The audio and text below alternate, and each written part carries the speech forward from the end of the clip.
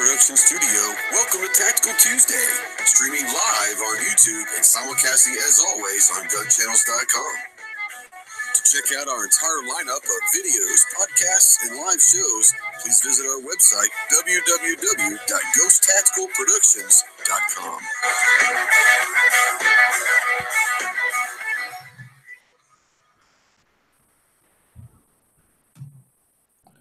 What is going on, my Ghost Squad? Welcome to Tactical Tuesday. Today is Tuesday, January 8th, 2019. Before we get going, I want to send a happy anniversary to my mom and dad. It's their 47th anniversary, so happy anniversary to them. Without them, I literally wouldn't be here. We are live, as always, on YouTube and simulcasting, as always, over on GunChannels.com. If you guys haven't figured out what GunChannels.com is, I really can't help you at this point. But I'm going to put a link over there. You guys need to get over there. It's a great Second Amendment community started by G-Webs about 5 years ago, and we're just really thankful that he did that. It gives everybody a place to kind of talk. And if you've got any questions about firearms, anything across the board in the Second Amendment community, there's always someone there. So tonight we've got a really special panel. This is going to be an awesome show. I think it's a conversation that needs to be had. And basically what we're going to talk about tonight is how do we unify the gun community? I think that right now the gun community to a certain extent is fractured. And that being said, the other side is able to use that against us. So we need to talk about the different sections and groups within the gun community. And we are going to try to discuss on how we can do it a little bit better and get everybody on the same board. So what we're going to do is before we get going, I want to say hello to my moderators. Mods out there, this is going to be some interesting conversation. I want people to be able to speak their minds out there. I want people to say what they got to say, but if it starts getting malicious or anything like that, you have my full authority to ban them right then and there. So they don't like it, they can unsubscribe and never come back to my show, but let them speak their minds until it gets over the top. So my mods, I trust you out there, okay? Let's go run through the panel real quick. We've got, like I said, a really fantastic panel tonight. Talking about diversity. We've got people from all over the country, from all walks of life and backgrounds. So let's start. We're going to start from the left, going to my right, from Texas, the tactical leprechaun himself. What's up, Clover? How you doing? I never get to go first. That's awesome. That's why I always have you go last. That's why I decided to do this one. Nice. I like it. Yeah, why don't you tell people that might be new to the channel or something that may not know much about you, go ahead and spread your gospel. So we're going to do all of that. Well, we'll do that. Yeah. My background is, I guess, primarily, you know, I've tried to take back the hashtag FUD life here recently because honestly, my background is the FUD life. Then it deviated from that into a lot of shooting sports, and so yeah, that's sort of where my perspective comes from as far as social media. All that good stuff. I'm everywhere. Go to CloverTac.com. You'll find the social media carousel, and you can find me on whatever your social media platform passion might be. There you go. And from Arizona, the Godfather himself, G-Webs. What's going on, G? Not much. Thanks for the invite. Looking forward to the show. I appreciate you always coming on, my man. And from St. Louis, the tactical knock himself, from No Other Choice, firearms training. We got Kevin Dixie. What's up, KD? How you doing? Oh man, what's going on? Glad to be here tonight. Glad to be with all you guys. I need to. That's right. I need to do spills and backgrounds, don't I? Yeah, go for it, man. All right. So I'm the CEO and founder of No Other Choice, or NOC as is rather known, No Other Choice Firearms Training. And the philosophy behind the firearms training is God's mercy. So before you ever impact a human life, whether they deserve it or not, with any kind of weapon in any negative way, make sure you're at the point of no other choice before you ever do that. I'm also the founder of a community outreach program titled Aiming for the Truth, where we truly try to help people deal with the root issues of violence in their life and help bring healing to the community from a societal ill standpoint instead of blaming tools or anything like that. So we go on, we help people with mental illness, mental conditioning, conflict resolution. We give dads pointers on how to be better dads, how to be interactive in their kids' life. We try to fix generations and not just one life at a time. And we try to, we offer educational services, tutoring services, outreach to all kind of different levels of life. So the ultimate goal is just to grab people, helping them, heal them. So that was moved around the country a little bit last year. Hope to do it more this year. And other than that, I'm an outspoken guy. So A little bit. To have good That's a conversation. good thing. That's a good thing, man. Being outspoken is never a bad thing.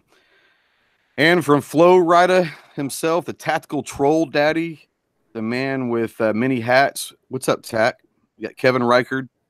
I don't know if you guys know it was Kevin. I don't know. My New Year's resolution was to stop trolling, so you got to get rid of that moniker. Oh, well, until you stop, then I'm going to keep going with it. So, it's all good. Thanks for coming on, brother. Less trolling. How's everything with you, man? Appreciate it. Everything's good. You want to give everybody a little background about you? Yeah, Wear Prepared Live every Thursday night, hosting a show that took over Gun News Weekly. And a lot of friends on the panel here, work with a lot of people in the industry to try to make it a better bunch of different things behind the scenes, but also have quite a bit of content out there from back when I was training my kids how to shoot and getting into the concealed carry lifestyle. And I guess it's official. I got my Florida Department of Agriculture and Consumer Services letter today in the mail, oddly enough, to renew my concealed carry permit. So they make it much easier the second time. Well, that's a good thing. Make sure you get that in. Yeah. So I'm a proponent of concealed carry. I'm a proponent of everybody being able to protect themselves, protect their families. And again, happy to be here. Happy to have a conversation about this thing. So thanks. Yeah, appreciate you coming on. And I don't know, this guy probably doesn't need much of an introduction. He's kind of everywhere and anywhere. He's on the board with the two-way organization, Walk the Talk US, Personal Defense Network. He travels. Someone made a comment. It looks like he travels like he's on the witness protection program. But, Rob, I think you said you're in Denver right now, but Rob Pincus, I guess you guys all know Rob, but thanks for coming on, bud. Yeah, great to be here. I really appreciate this opportunity to talk, and thank Kevin for kind of giving an extra shout out today. And I know he pushed a little bit to you to say, hey, let's make this a big panel. And I appreciate you. He's the I'm the humanist secular version, I think, of what Kevin's doing, just in terms of using firearms responsibly, being a responsible firearms owner, and being inclusive, and not being a fearmonger, and not acting like you're going to shoot somebody over your car or something. And just that message of responsibility includes diversity and unification of message. That doesn't always mean we all have to agree. So I'm looking forward to the panel. Awesome. And from South Carolina, he is a part of the Clemson University, not the national championship football team, but of the shooting team. But he's an accomplished shooter himself, and he's also going to bring maybe a younger perspective to this discussion as well. Ryan Flowers, what's going on, Ryan? Oh, nothing much. Getting ready to start classes, and still happy about my Tigers winning the national championship. So is like the campus going nuts today, or what's up? Oh, well, there's like nobody on campus right now, but we did have a big old watch party that unfortunately I wasn't able to be a part of downtown Clemson. And I had a lot of friends go there, and they said, yeah, it pretty much exploded. Everyone was elated about that. So we're real happy and real proud of them. Well, thanks for coming on. Like I said, I appreciate you coming on. And from Florida as well, she is the owner of Skip's Tactical Solutions, firearm instructor, veteran, all across the board, awesome person. What's going on, Skip? Thanks for coming in.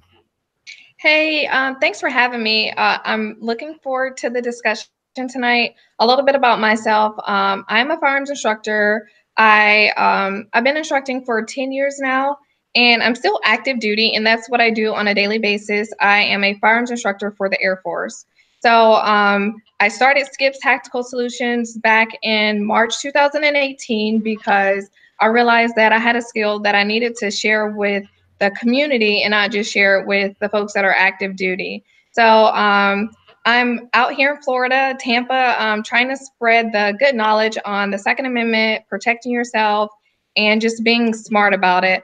I teach concealed carry classes, intro to pistol, intro to rifle, and I am a huge advocate of teaching children as well. So I do children's classes because, as we all know, the violence is starting to go into the schools as well. So I really like teaching families, and that's a lot of what I get is families wanting to come in and train together. So you guys can catch me on pretty much all of the platforms, but I know I'm probably a new face and a new voice, but I'm out here trying to spread the good knowledge. I love it, Mord. Hopefully we can get you some more people to learn about you and go train with you. And from New Jersey, from behind enemy lines almost, you've got the host of the Second Amendment is for Everyone podcast, which he's going to be leaving here in a little bit to do the podcast. But he's been around a long time. You can check him out on diversityshooting.com. But we got Tony Simon, the host of 2A's for Everyone. Thanks for coming on, bro. Hey, thank you for having me on. My name is Tony Simon. I'm the largest pound-for-pound firearm instructor in America. I love it. And I'm also a fashion model for Kevin Dixie's No Other Training, No Other Choice. Is he paying you for that? Is he paying you for that? Yeah, Girl Scout cookies. Oh, all right. My weight in Girl Scout cookies. I'm a firearms trainer in Jersey. I grew up down south in Virginia, grew up with firearms, moved up here and realized people in Jersey have lost their cotton picking minds. They have all kinds of firearms rules that it's hard to understand. I got back into shooting after I got out of the military, came up here, and the shooting at Sandy Hook happened right after I'd become a firearms trainer and taken all the classes to be NRA certified, and that actually got me to become active politically, trying to fight for our rights here in Jersey, because they have at any one time 36 anti-civil rights gun laws backed up to go. They just have it under glass in case of tragedy, break glass. So that got me active. I started writing letters and putting them out. And I went and testified down in Trenton. And the day before we testified against the new bans, they already had in the newspaper how they were going to vote. And that ticked me off. Oh, wow. We had 200 pro-gun people there, and not one of them were black. Not one of them were Hispanic. And I was like, where are all the people of color? We need to get involved. We need to have our voices heard. So I contacted all the Second Amendment groups in Jersey that I'd already worked with, volunteering with them. And I said, hey, you guys have a program to get minorities involved in the political side of the Second Amendment? And everyone said no. And my best friend said, well, why don't you start something? I'm like, I'm just a regular dude. Regular people don't start stuff. And he was like, yes, they do. He said, so you're going to be about it or talk about it? And that's the line I always used on him when I told him to start his business. So I was like, I guess I got to be about it. And I started the Second is for Everyone diversity shoot at Gun for Hire Range in Woodland Park. Anthony Calandro was my TC, or what's that, training counselor for the NRA classes I took. So I called him and I said, Anthony, could I host an event to get minorities to come out and teach them about the Second Amendment, how that's their right, introduce them to firearms, and just get everyone on the right foot and introduce them to Second Amendment groups? He says, what about Thursday? I was like, what? He was like, Thursday. So a week later, we had our very first one in February of 2015, and we've been doing it every other month since then, and we're about to kick it off again next month. Awesome. Before we get going on this discussion, I want to get a quick shout out to, Austin and Ashley. GunStreamer.com is out there. They're good friends of the channel, good friends of a bunch of us in here.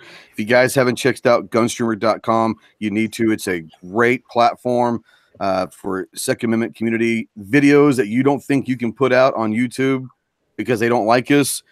GunStreamer.com says bring them on. So if you've got anything that's firearm related or Second Amendment related, go check out GunStreamer.com. They're great people. They truly do care about the creators. We talk all the time. They come on our shows, and they're just really solid, salt of the earth people that are just trying to do the best they can. So please go and check out GunStreamer.com. Now, guys, if you have questions for anyone on the panel, please try to tag one of us on the panel in the chat and the YouTube side. If you want to email, you can email to live@ghosttactical.us. or you can text it right up here. It's a 530-36-GHOST or 530-364-4678, and we will try to answer those questions.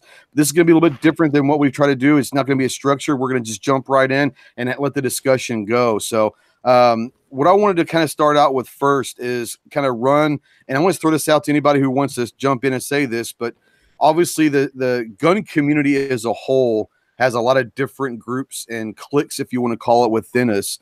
But I want to say this is, we all know that there's a lot of infighting, but is that just something that's more ego driven or something? I put a video out yesterday talking about the term FUD and how much I despise that term, because even though the hunters or the people that just have a gun on the nightstand, they may not be activists, but they are a part of our community. And, you know, we've got some diverse people here. We also got people that have been around for a long, long time. I want to throw this out there, and maybe I'll bring Rob in to start the conversation and say, Rob, from your experience over the years, what's been the one detriment to the gun community when it comes to coming together? I think, you know, I made a comment earlier, it was yesterday or today. I think one of the problems is fearing that diversity, fearing the dialogue, fearing the discussion, fearing the argument.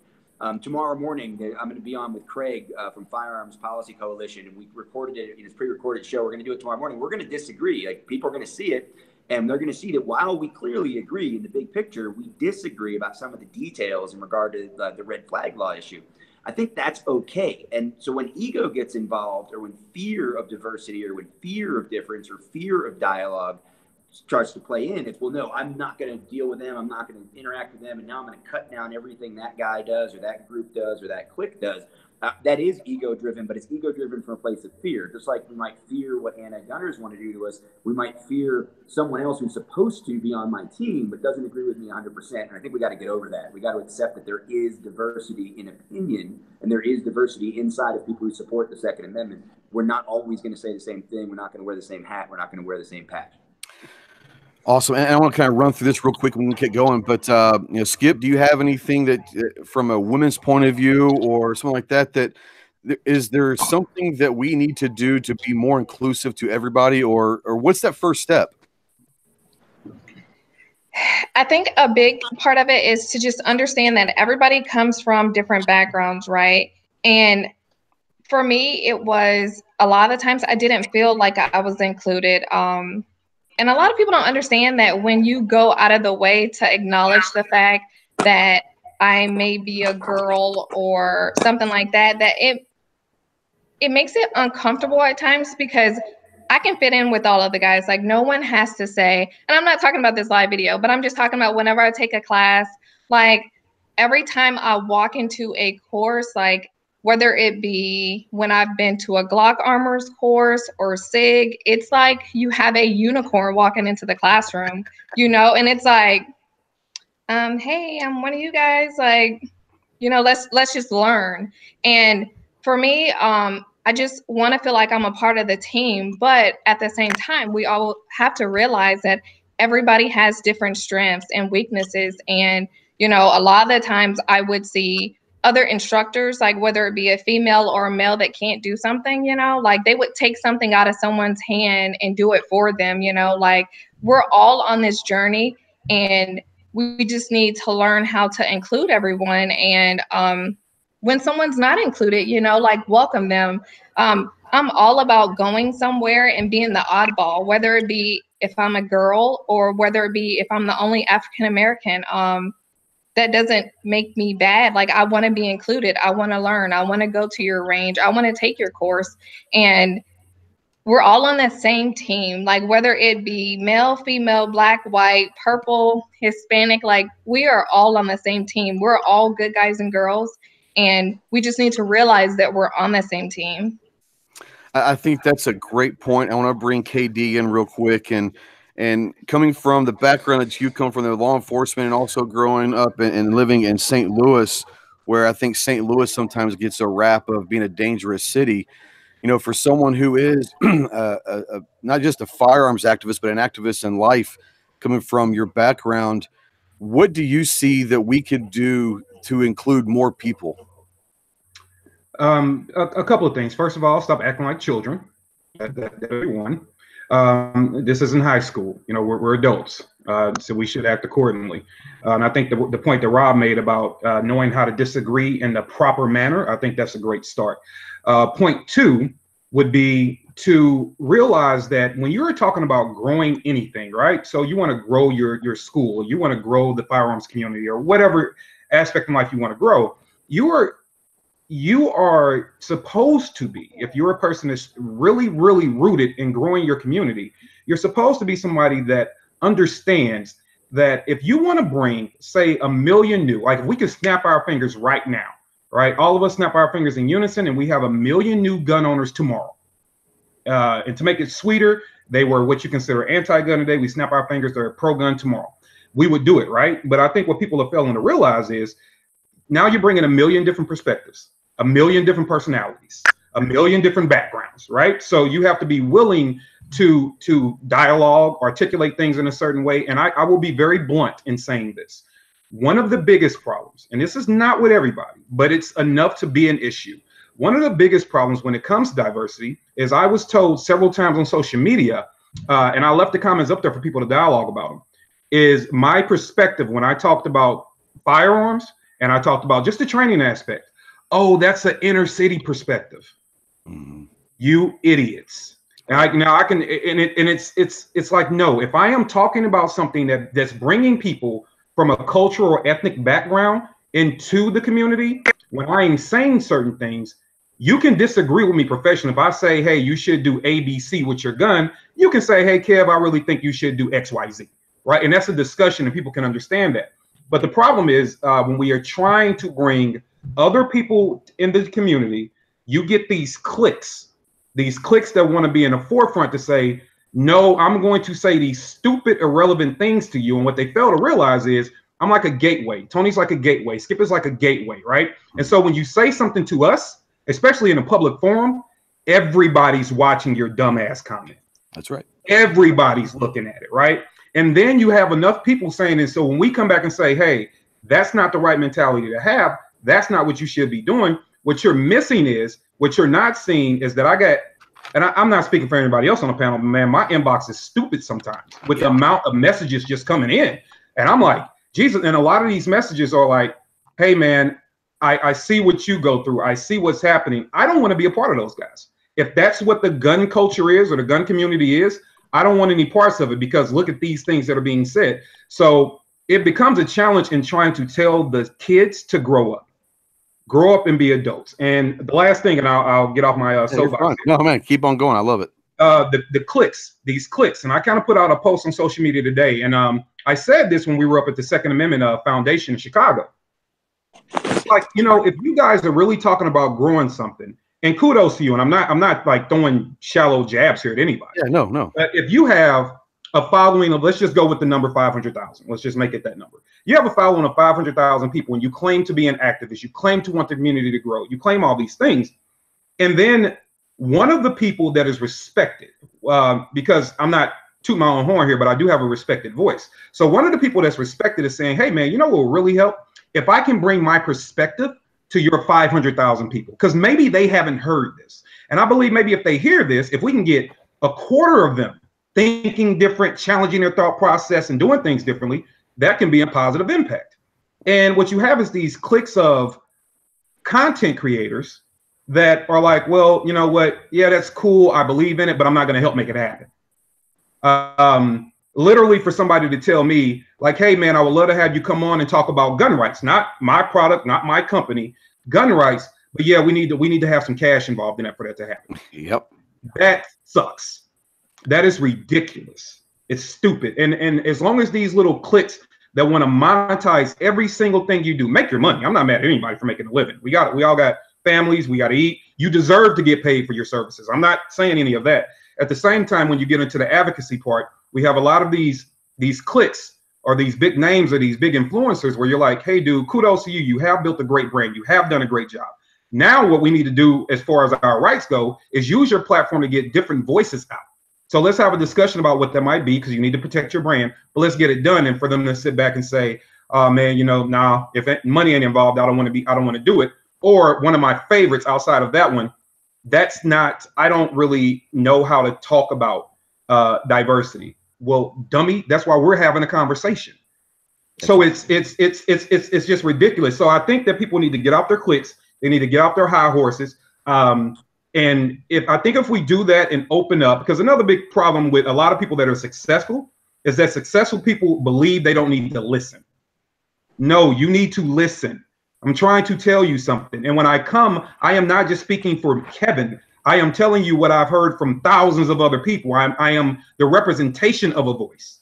And so until we get to the point where we understand what true diversity is, where diversity starts to look more like panels like this, we're not going to go anywhere. We're not. Right. Yeah, that's a great point. I want to bring Tony in, and Tony, being up in New Jersey, and you're not in the worst state for gun rights, but you're definitely not in the best state for gun rights. There are a lot of people that are living in states that feel like no matter what they do, they're fighting an uphill battle, and it's almost like they're ready to give up.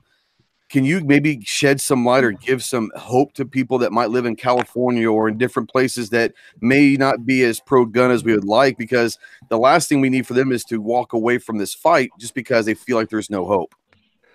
Yeah. Living in Jersey, it's very frustrating. We sometimes feel that the die is cast and there's nothing we can do. Understand one thing. Move is not an answer.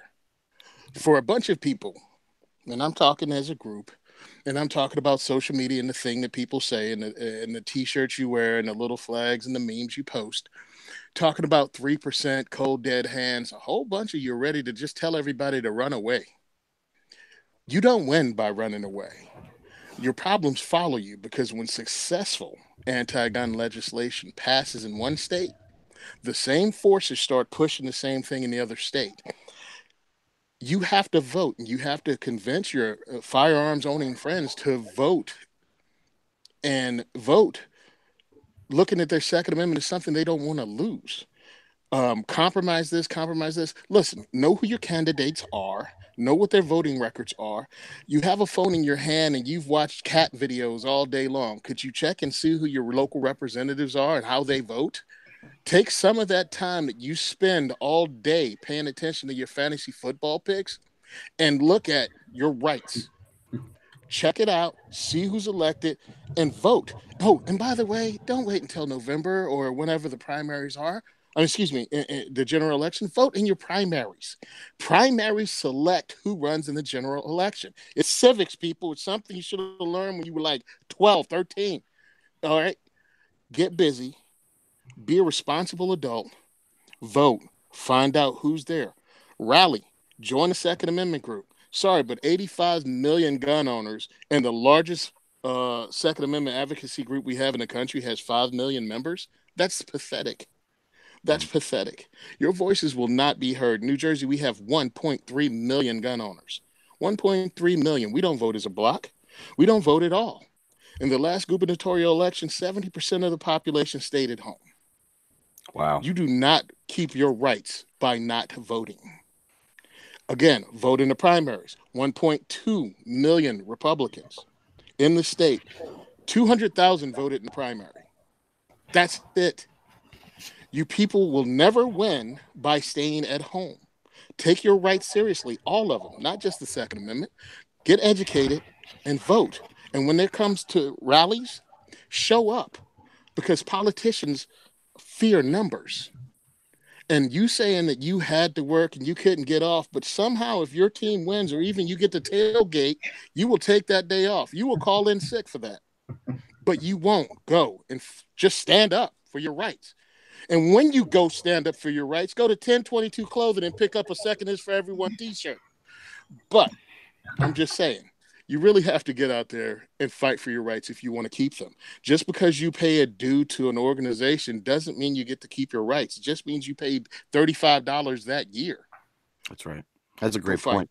That's a great point. That's a great point. I want to bring in Ryan real quick, and he's coming from early 2021, 22, early 20s perspective. He's obviously involved in the firearms community, but I want to bring you in, Ryan, and say, your generation has been looked upon by a lot of the world as a generation that we're kind of scared of. And I think that most generations, when they come out of college, we are a little bit worried about because they haven't really seen much about life. But being a firearms person at a young age and all that, is there something that we can do to try to bring more youth that may like guns or go shoot with mom and dad or all that, but to bring them actually to the party? Because I think that that's a huge voice. Well, the big thing that you got about people my age coming out, and people, like you said, people are scared of people my age and how they're gonna vote, and it's gonna continue because you have college students coming out in the public and all this rhetoric, anti-gun rhetoric coming out.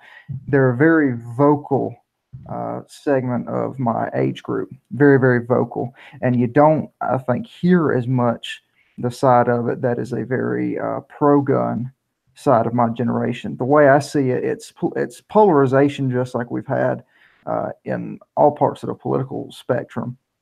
You've got a lot of people who are vehemently anti-gun and anti-Second Amendment rights, and then you have people my age that are very, very pro Second Amendment rights.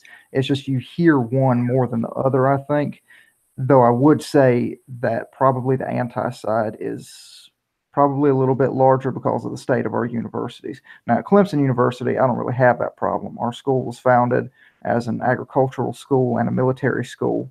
So we have a lot of people who own guns, you just look around town, it's mostly students, the population around here, and you see gun stickers, you see gun racks in trucks and everything like that, without the guns in them, of course. They're going to campus. But it's not too bad here, but other places you see it a lot worse. But what we need to do is start looking at it from a different perspective, that it's not about political affiliation either. Second Amendment rights shouldn't be about right versus left or even Republican, Democrat. We have a lot of people on the Clemson Action Shooting Team with me. We have a couple of people that I would probably characterize, I don't mean to speak for anybody, and I won't name names, obviously, but I would consider them to be more left-leaning or solidly on the left. Yet they come out and they shoot with us, and they like shooting guns, and they like coming out to the range and participating with us. And they enjoy their Second Amendment rights. It shouldn't be a left-right issue on the gun thing. And that's one of the things that we really need to do, I think, for young people to really see it, because they see the Republican Party and they see a lot of older men, ivory tower types, country club boys sitting around, and it's like, these people, they're nothing like me. They're a bunch of these old guys sitting up there. They don't know anything about what life is like now, growing up in the information age, etc. Whereas you have the Democratic Party has a lot of younger faces, a lot of fresher faces. You have a lot more younger people that are active in that party and those politics. And you see that the normal Democratic Party message towards guns then becomes part of the norm for these younger people that are identifying more with this party, and I think they get drawn into that.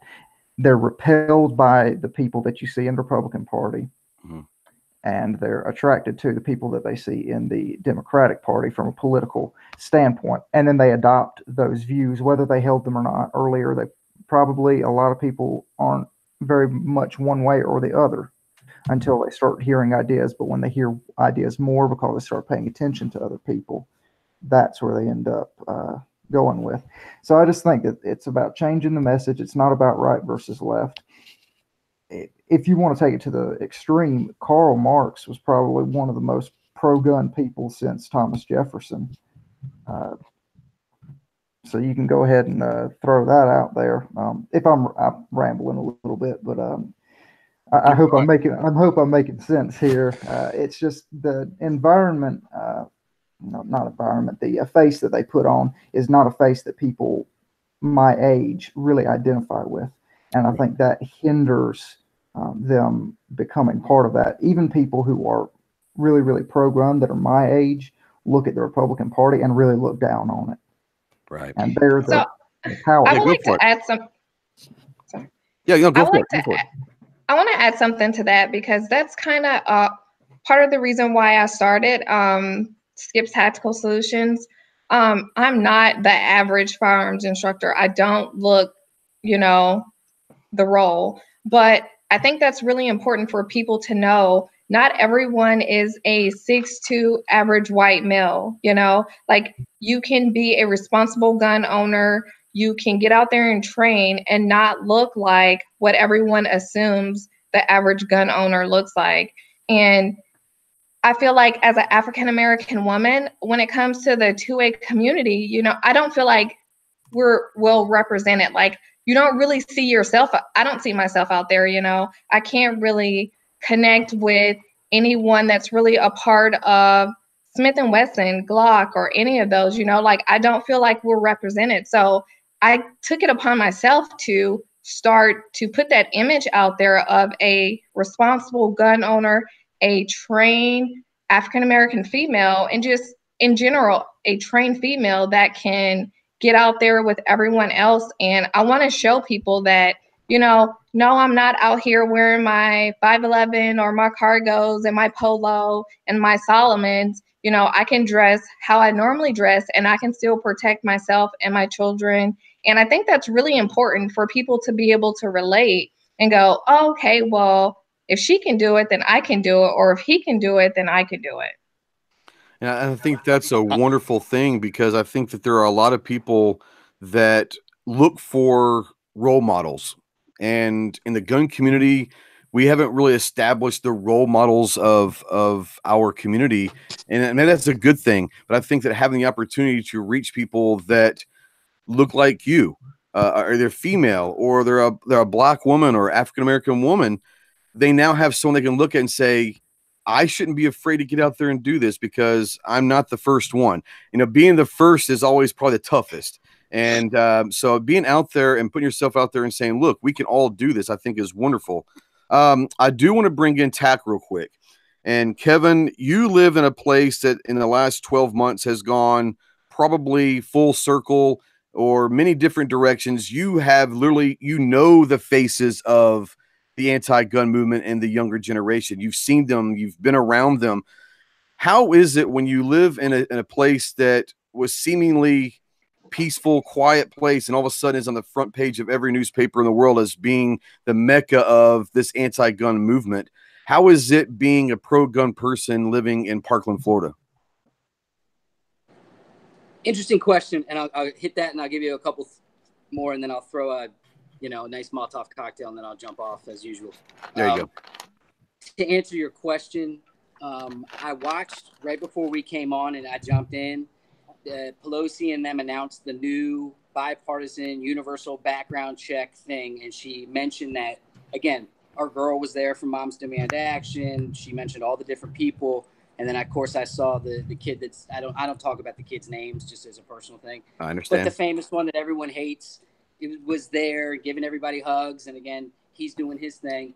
And I sat there and I listened to what they were talking about and how they just literally stood at the podium and said, we know universal background checks save lives. And I'm like, if that's really what you believe, then you're just still uneducated. And if that's what you're pushing, I'm not worried about them personally. Mm-hmm. I know it's a huge thing. I know there's all kinds of new legislation everywhere. I know the House is going crazy. I know it's going to all sound great and be a bunch of sound bites as usual. But based on what I watch and what I'm seeing them talk about,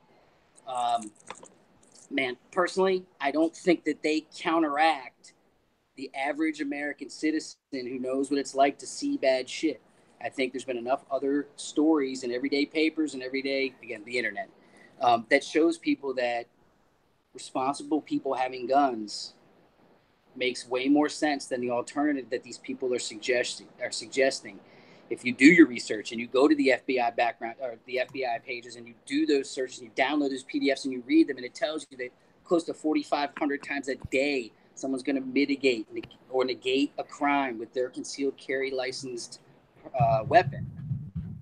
You start doing the math on that. That's again, the FBI statistics says it's 4 million. We know that they don't get all the reports, so we know that it's probably double that number, in my opinion. All of the data, all of the logic. The book that I wrote was called Logically Emotional because the emotional part was so strong here, and I couldn't ignore it. But I had all the logic. The logic has slowly but surely, to answer your question, over 12 months, in my opinion, swayed. Now we have the anniversary coming up soon, and that's going to be very difficult. The holiday times locally were very difficult, but to answer your question, it might seem like the epicenter to everybody else, but I'm telling you, it's still DC, and it's still they're just one tiny piece from what I saw today. The kids from Parkland. Now they do have a voice. They're standing there with the Sandy Hook bombs. They're standing there with legislators. They're definitely well funded. That's for sure.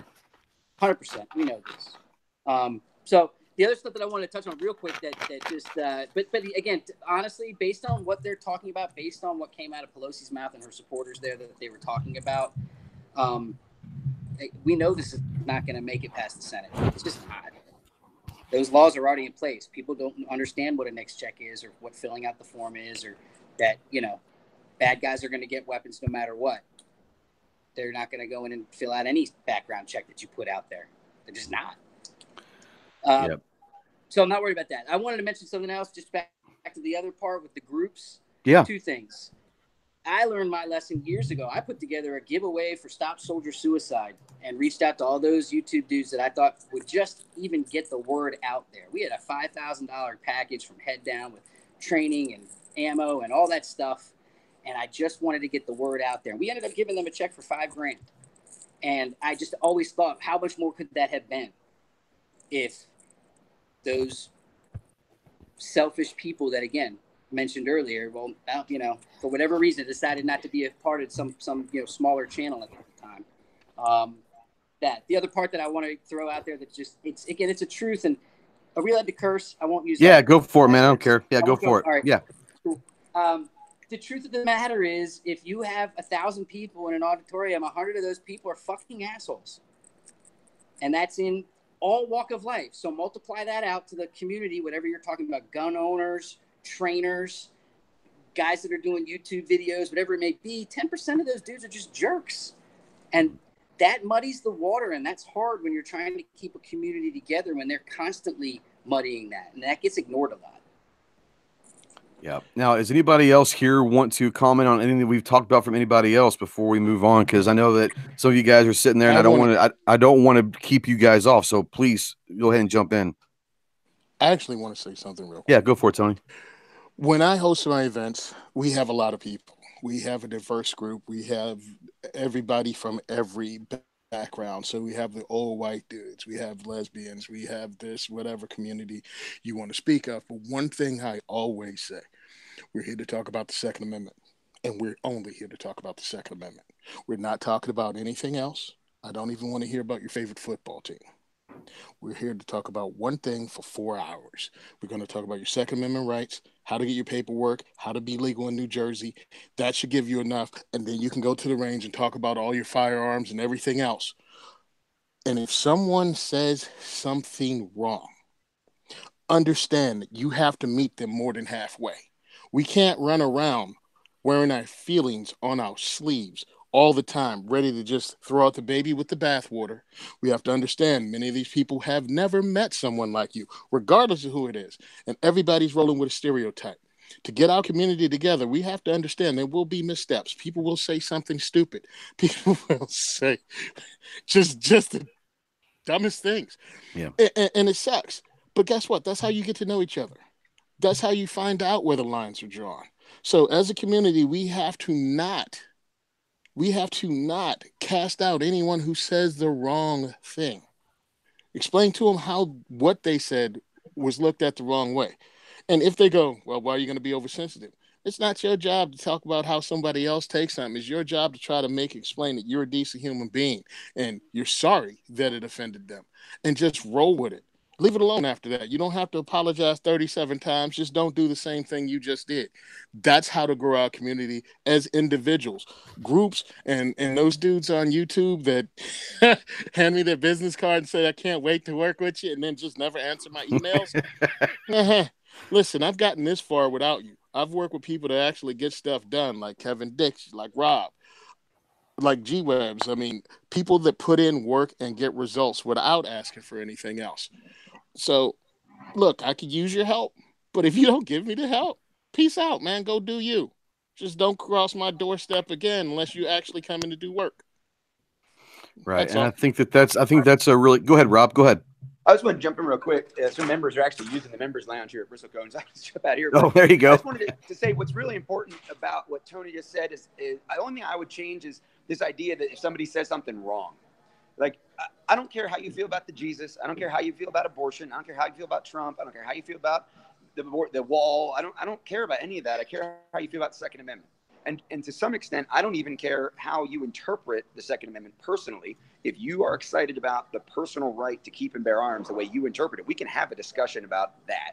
We don't need to talk about all the rest of that baggage. And as the old white guy on the panel, I'll say that that's a disservice that, you know, the NRA and some other groups have done, Gun Owners of America have done over the years, is that kind of pandering to that social conservative niche and making it seem as if that's what everybody with a gun is supposed to believe.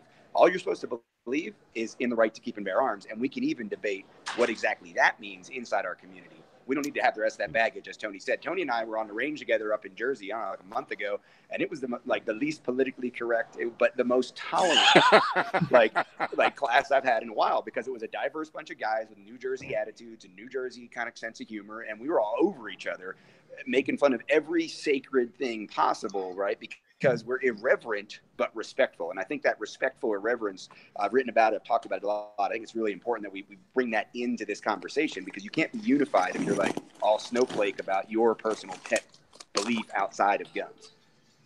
And I'd like to thank Rob for bringing his PD-10 out. I really about appreciate that. it. He gave it to me. I have one of the first production models. I really appreciate it. This Rob. is the mystery gun that people have been waiting for a year. Yeah, I got it right now. Cerakoted, and he's even had the $100 bill grip. That thing is money. Oh, Girl, man. you can't buy class like this. You cannot buy class like this. You That's gotta a be born problem with it. solver. Yes, that's right. It's a high point 40 cal. I know, Tony, I know you and maybe KD have to jump off here in a minute to do another podcast, and I appreciate you coming. KD, do you have anything? I know I don't want to cut you off, but I wanted you to go whatever you got to do and say what you got to say before you jump off. So is there anything you want to touch on we've discussed so far? Actually, my next appointment got canceled while we were on here. Fantastic. So I'm actually got booked. So if but still go ahead. I will say this, that I agree with the concurrences of both Rob and Tony and everybody. Nobody said anything I disagree with, honestly. I just think that somebody asked a direct question in the chat, and it was, what 3 steps would you give immediately to grow the community? You know what? One, people really need to research what growth means. Growth is painful. Growth is not always pleasant. You need to understand that. You know, no matter what you're being challenged at, you know, growth hurts mentally, physically. Sometimes it just hurts. So understand there's going to be some pain that comes along with that. And with that pain, you need to bring a level of understanding. 2, really challenge your own bias and your own prejudice, right? Because we all have them to a degree. Challenge that. You know, I purposefully go after people to strike up conversations that look uncomfortable. Whether they're uncomfortable because they're in range, or they're uncomfortable because they're around guns, or they're uncomfortable because they don't like the store we're in. Like, get past your own biases and go talk to somebody and really open up. You'll be surprised what you'll learn about people. You know, you'll be surprised. You'll be astonished, really. So get past your own biases and your own prejudices and get out there. And then 3, immediately to the gun community. I believe that everybody who is not in this mindset needs to get in this mindset. This freedom that we all want, no matter how you interpret it, this freedom that we all want is something that is bigger than you, whoever you may be. It's not about you and you know how many free guns you get, dude. That's cool. I get it. It's not about you being a celebrity. It's not about you being the baddest instructor ever. It's not about you being the prettiest girl posing with the guns. It's not about you just saying the snarkiest things online and get the most reactions. No matter what your selfish motivating reasons are, those should always be second to the second, period. And I think when people really start getting above them, beyond themselves, and realizing that, hey, in order for this thing to grow, we can't, neither one of us by ourselves can maintain the 2A. None of us, right? None of us. So it requires an understanding and a process across the board to align people and know that the thing that we are trying to do, the number one thing is to make sure everybody has the right and the freedom to protect themselves and what they love. Because everything that you love should be secondary if you can't protect it. So I think that the mentality of the community itself needs to change. And those would be my 3 biggest tips. And now I'll shut up. Right. I've got a question. Go ahead, Tony. Yeah, I got to bounce out of here. Hey, man, I appreciate you, brother. I really appreciate you having me on. Kev is right. It's going to be painful. It's going to be difficult. It's going to be some things that are uncomfortable. Last event, I had or event before last, I had some of my friends that are Muslim come out. One of the firearms instructors is a young Muslim dude who just graduated from college. He's a lawyer now, and he brought a lot of his friends that, of course, have listened to him over the past 4 years talking about firearms and how they should come out. So he came to my diversity shoot. It was awesome, right? So you had a young lady there with hijab. They were all together. I had to talk to some people about how you deal with a young Muslim woman. If you're going to instruct her, you cannot touch her. These are things that you have to learn as you go. When I posted pictures, and it was a great evening, and I got back some constructive criticism that maybe I have to do that with more people, and that's cool. I post a picture on the internet in firearms groups because, again, I'm trying to grow this.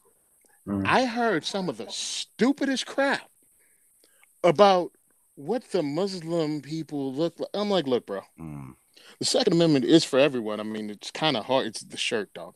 It's on the shirt.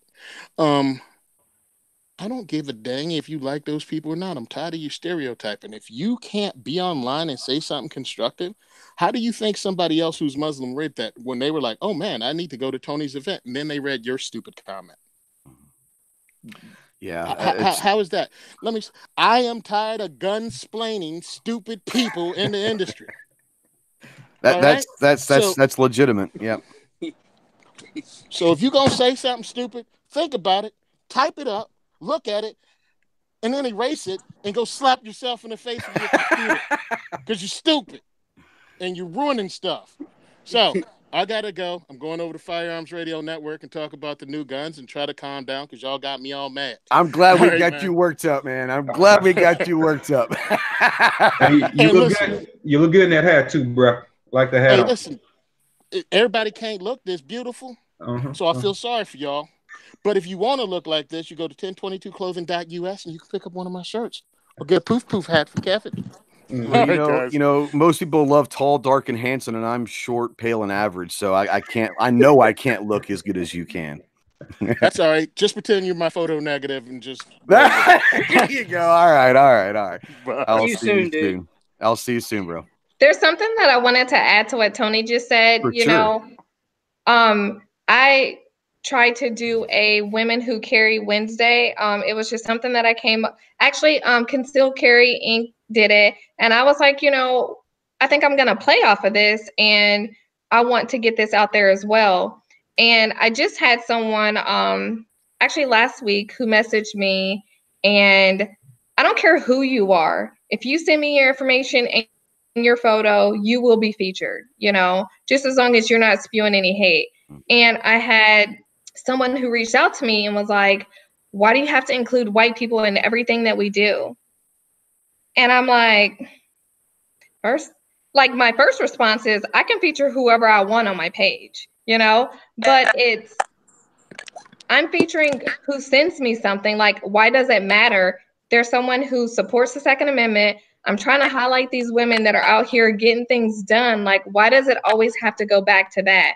And so once I actually took the time out to break it down and explain it to this guy. And then he was like, okay, I respect that and keep doing what you're doing. I love your platform.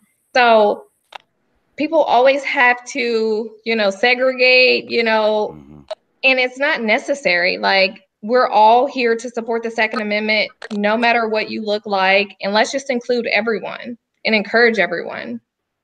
Yeah. I appreciate your sentiment. Yep. Go ahead, Tack. No, I was going to say, I appreciate your sentiment. And that's, it's good. It's good to hear that, there are people that are out there all over the place on both sides of every spectrum, whether it be, again, all the different divisions that are out there that it seems like the news and tries to highlight and create. Keep talking, keep having conversations, and it sounds like that was a winner for you. But like I said, I appreciate what you did. That's awesome, and I'm sure that's what you do day to day. Hell yeah. Thank you. I was going to go to G and Clover. I know they're biting at the bit to talk, and especially Clover. Clover has never gone an hour without saying anything. So I'm going to get to you guys in a second. But with this subject right here, I got an email from a viewer, unknown user out there. And this is going to be for KD and Skip, anyone that wants to, but specifically for YouTube, because he's got a question for you. I'm going to read this verbatim. So he says, when I'm debating anti-gun advocates, one of the biggest hurdles encountered are members of the African American community who have either been taught from birth that guns are evil or have been conditioned to fear guns by their local authorities, who lead them to believe that a black person with a gun will be considered a criminal first. How do we bring more of these fellow citizens into the fold? I remind them of the NRA's history of protecting freed slaves' right to bear arms and the NRA's involvement in protecting Martin Luther King when he marched in Selma. All black NRA groups, Deacons for Defense and Justice, provided armed security, but I always feel as if I'm failing to make a convincing argument. Now, from the ignorant side of us, and there's a lot of ignorant people out there that are maybe afraid to bring up this discussion of race in our community or whatever. What is maybe, and I'll go with Skip and with KD, whichever one wants to go first, but what's a good way to start that conversation to where we're not looked at as a bigot or something? Ladies first, unless you want. Okay. All right, Skip. Actually, so Kevin, I wanted to talk, I wanted to hear your perspective on this because me being military, it's very hard for me to go race. It's, you're my battle. You're the person that's going to save my life. Like, I don't care what color you are. But coming into this two-way community as an instructor, I found it very hard because normally that's the first thing that people go to. So I really tiptoe around the race thing because a lot of people can see on my platform, it's just something that I won't tolerate, but I really want to hear what you think. All right, Kevin, you got the floor, my man. Okay. So one, I would say in general, and I know that great-hearted people want to say, guys, it doesn't matter. You're absolutely right. It doesn't matter. But you know what? It does to a lot of people. So therefore, you have to be willing to at least have the conversation. So let me say that because it's all great. It's all fine and dandy. I tell people all the time, and I know they mean well. I know they're great people. But when you sit back and say, it doesn't matter, you aren't on the receiving end of what some other people are receiving. So it's easy for you to say what doesn't matter because other people aren't seeing it that way. So it's all about understanding the perspective of others. So to get into it is this. One, I'm glad that they asked the question because first thing is that my responsibility is to be approachable with the question. That's on me. I need to own that. And so does everybody else. Whether it's a woman that you want to talk to about women's rights, whatever, you have to be approachable. I can't, and anybody else, I can't be defensive when you ask the question. So that onus is on me. And I do my best to be very, very open with everybody. So that'll be the first thing is find somebody you believe is open enough that you can ask the question to. So good job on whoever that was.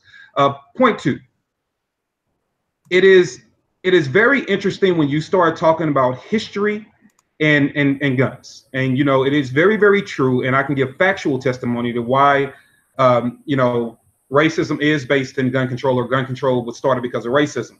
I won't give that history lesson here, but it is definitely one to be had. The thing with that is when you're presenting that, normally we aren't talking about the opposite side of the coin. So they asked a few different questions. I'll start with one. They're saying, hey, their perspective is negative about firearms because of the community they grew up in and all the influences thereof.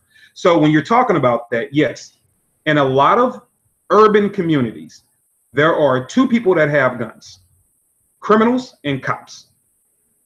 That's about it, right? Criminals and cops. Those are the two largest groups. Well, I can tell you that, and I think we all know normally how the community and police kind of really have discussions about, what's going on there. And then the other thing is with the criminals, which obviously everybody is upset with. The thing is, when they encounter, you're saying that a lot of people are voting this way or voting that way, or they don't like guns or they believe guns are bad because of the way they're voting. You have to understand something. There is a truth when it comes to growing up in urban environments, and it's not saying that all of these people are anti-gun. I'm not saying that, but you were born Democratic, period. You were born up in the right to, in certain ways and certain beliefs that these are bad people. The first time I ever heard the NRA, the first time I ever heard NRA come out of somebody's mouth, it was in a chant, and it was walking down the street chanting NRA is the KKK. The first time I ever knew who the NRA was. I was about 10 years old. So guess what I grew up thinking? NRA is the KKK, right? So as a kid, I'm kind of like, all right, so these dudes with these stickers on their cars, are bad people. And then that grows to, well, if I can convince you to hate a group of people, I can also convince you to hate what those people gravitate to and what they love. Right? So if I can convince you to hate this segment of society, I can convince you to hate everything that they are attached to. The responsibility of the individual at that point is to be a beacon of difference. So when you are standing in front of somebody that is combating that, nobody needs you to go defend the NRA. Don't defend the NRA in that position. Be who you are. You be the beacon. You don't need the entire organization to be a beacon. That job is yours. So if you're having a conversation with somebody, don't sell them the NRA. Don't sell them GOA. Sell them on you. Let them know that you are aware of some of the things that have happened in this country. You are aware of the Deacons of Defense. All that is great. But you start confusing the NRA with you. Be you. And then once they get to know you, then you can start having the conversations of where to join, what to do, how you get more involved. But Ghost, if I walk up to you and I was like, hey, man, I'm thinking about guns, but all these things I've learned suck. And you're like, well, brother, let me tell you, the NRA has been fighting for this. And we go through 30 minutes talking about the NRA. I'm still like, who the hell are you? Right. Like, who are you? I'm trying to get to know you. So all that to be said, because of the societal ills and the conditionings in those environments, I need for more people to be open about letting folks know who you are, man. So the next time you're having a conversation and people are standoffish, be like, hey, man, you know what? I own a gun. Are you married? You're not? Cool. All right, well, I am. I got a family. You got people you love? Yeah, I got people I love. Cool. Start building those kind of bonds and those kind of things, because you at that point are the advocacy group. It's you, the person that they are talking to. So let them get to know you. Second thing, race, with a lot of people is going to play a part in it. And what you have to do is be willing to listen. One big mistake I've heard a lot of people make is when every average day citizen that's trying to figure this thing out approaches the conversation, you hear a lot of, well, no, you're wrong. You can't tell somebody their perspective about how they feel culturally is wrong. Get over yourself.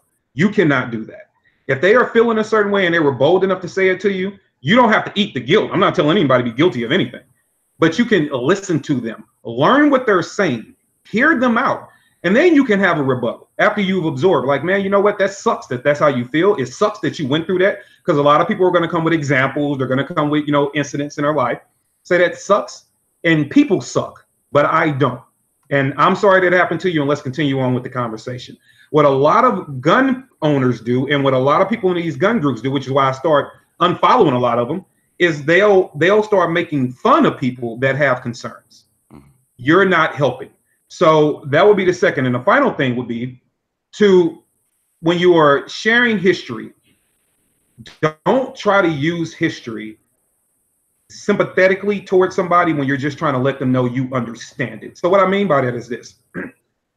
If you're going to bring up Dr. Martin Luther King, I don't need for you to pretend like, if you were, that's cool. But you don't need to pretend like that's the only thing you need to harp on, because I need to drill this into your head, and I'm going to pretend like I'm just as sympathetic to what I think you should feel as you are. So bringing up a struggle of a black guy and then repeating it in your head is going to me telling you as a black dude or a black woman that as a white guy, this is what you should be doing. I'm telling you right now, you put up so many cultural blocks, they have stopped listening to you, 10 seconds into your conversation.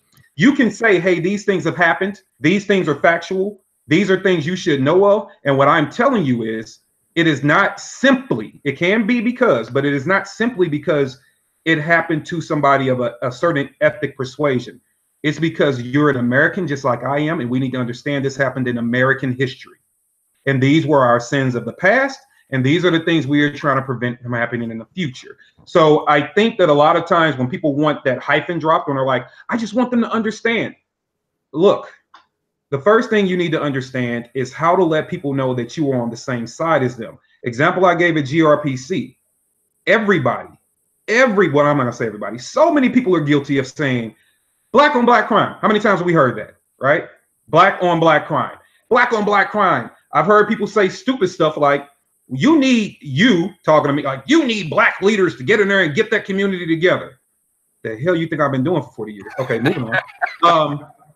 And you need, and then I asked GRPC a question. Those statements weren't said at GRPC, but I asked the 600 people at GRPC a question. I said, hey, you know how we say it's not gun violence, it's violence? Because violence is the condition, the gun is the tool that person chooses to use, whether it's a gun, car, brick, bat, whatever. Well, what if I was to tell you it's not black on black crime? It's just crime. What if I would just say that? So that is allowing people to know that you aren't saying your community is violent. You're just saying, hey, you might happen to be from a place that has a high level of violence, and these might be other reasons why you need to protect yourself. So I know that's saying a lot because it's a very complex answer. But the first thing, be approachable. My job is also to be approachable with gentlemen that wanted to ask that question without being defensive, yelling, and what do you mean, you people? You know what I mean? Right, all that kind of stuff. You know, to be relaxed enough for them to approach me. But their job also, stop. And I repeat, guys, stop selling gun organizations when you meet people. Sell you. Be you. Show them the good person that you are. Take time. And look, man, if you're on your way out the gun store and you're really not in a rush and you see that guy that you're talking about walking the counter shopping for guns, hell, walk with him. Walk with him. You know, shop the counter with him and ask him about, you know, his personal life, what he does for a living, you know, blah, blah, blah. That's where the communication is. That's where the connection is. Then once you've established that connection and you guys go have coffee or something, then you can start talking about the gun rights organizations and those things and why they're important. And then the third thing is to make sure that you are not overselling the race card, man. Just say, hey, don't think about it in your head about what happened to Black African Americans. Mentally do this to yourself. Everybody that's having the conversations like he emailed, close your eyes. And I want you to envision that you are simply talking about American history. It will help you out a lot. And just talk about the history of Americans. When you say Dr. Martin Luther King, you have to tell nobody he's Black. Right? It's kind of a known thing. And just talk about American histories and the struggles and why you believe as an individual that should never be allowed to happen to Americans again. And trust me, it will help your communication and it will help them understand that you were just talking from a place of sincerity. Not that if you bring up race, you weren't, but it helps takes those distractors out and you can really get to the meat and potatoes of what you're trying to say. And then from there, foster those relationships, dude. Don't just stand in a gun store and talk to them. Ask them, what's your Facebook name? You know, what? Hey, you got an Instagram account?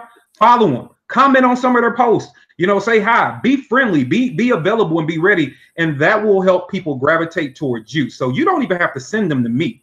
You can be the beacon of light that shows people that gun owners aren't what we expected. They didn't come to me trying to sell me something right away. That guy or that girl was talking to me like I was a person and I mattered. So I believe in guns because I believe in them. And that's what we should start doing. Awesome. Awesome. Skip, you want to jump back in now, or Rob or Ryan, G, Clover? Any of you guys have anything you want to bring up on this topic here? I just wanted to back up and say that was really important, finding that common ground. And I don't know that explicitly that was said in there with KD, but finding common ground. I don't need to pretend I'm Black, even though I did get this great hat from Kevin. So I have that. So I love it. I love it. Because Tony told me blackface doesn't work. That's not a good way to try to fit in. But the hat. But other than the hat, I think it's just people, right? Like find common ground, and that common ground, you can't sell somebody that isn't already a fan of the NRA the NRA. You can't tell me the NRA, and I'm a life member. The current NRA is a disaster. You can't tell me they escorted anybody across the bridge and try to convince me that they were better than they are today. Today, we need to fix them. We need to sell the concepts and the principles that we all share. Tony was talking about having Muslims on his range. I mean, the GOA, the leader of the GOA wanted to give an award to the wackadoodle that banned Muslims from her range, you know?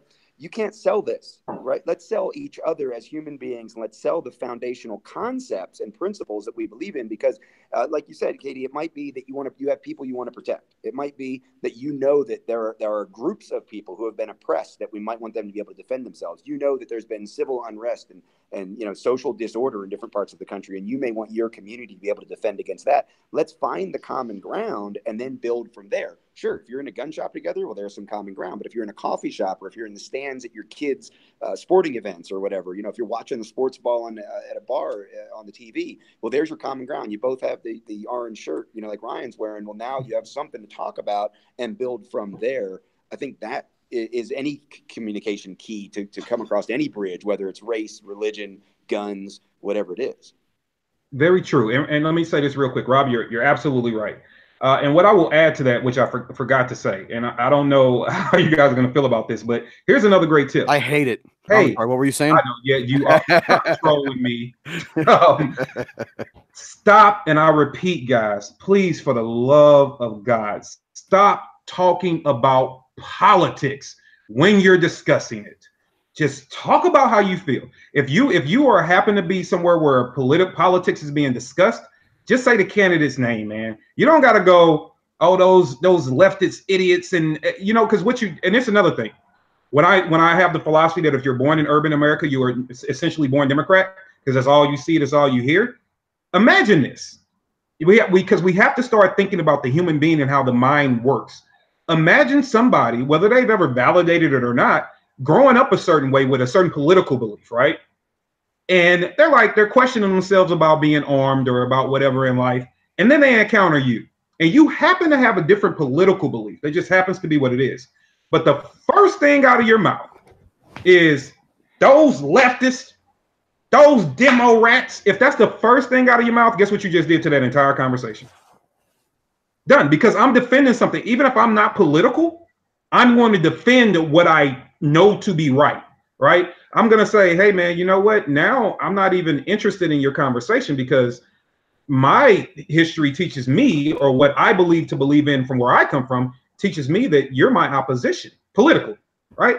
You're my opposition. No, don't talk about politics. Stop. And I see that I know we all see it on social media all the time. Mm-hmm. The Democrats are taking up. Dude, look, if you want to get into it, I don't know how much you guys actually research gun laws.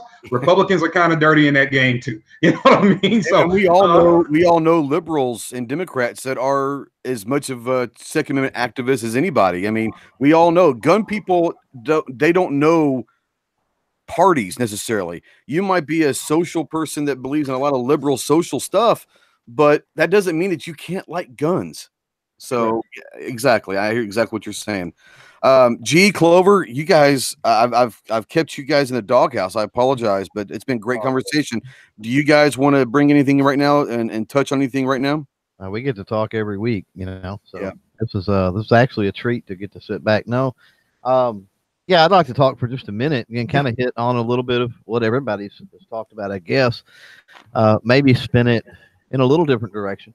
And that's to say that, often we hear, and I've seen it out in the chat tonight, I've seen it's talking about, the anti-gunners or the, anti-firearm movement, anti-second movement, and, how they outnumber us. That's myth number one. How they're so organized. That's myth number two, so forth and so on.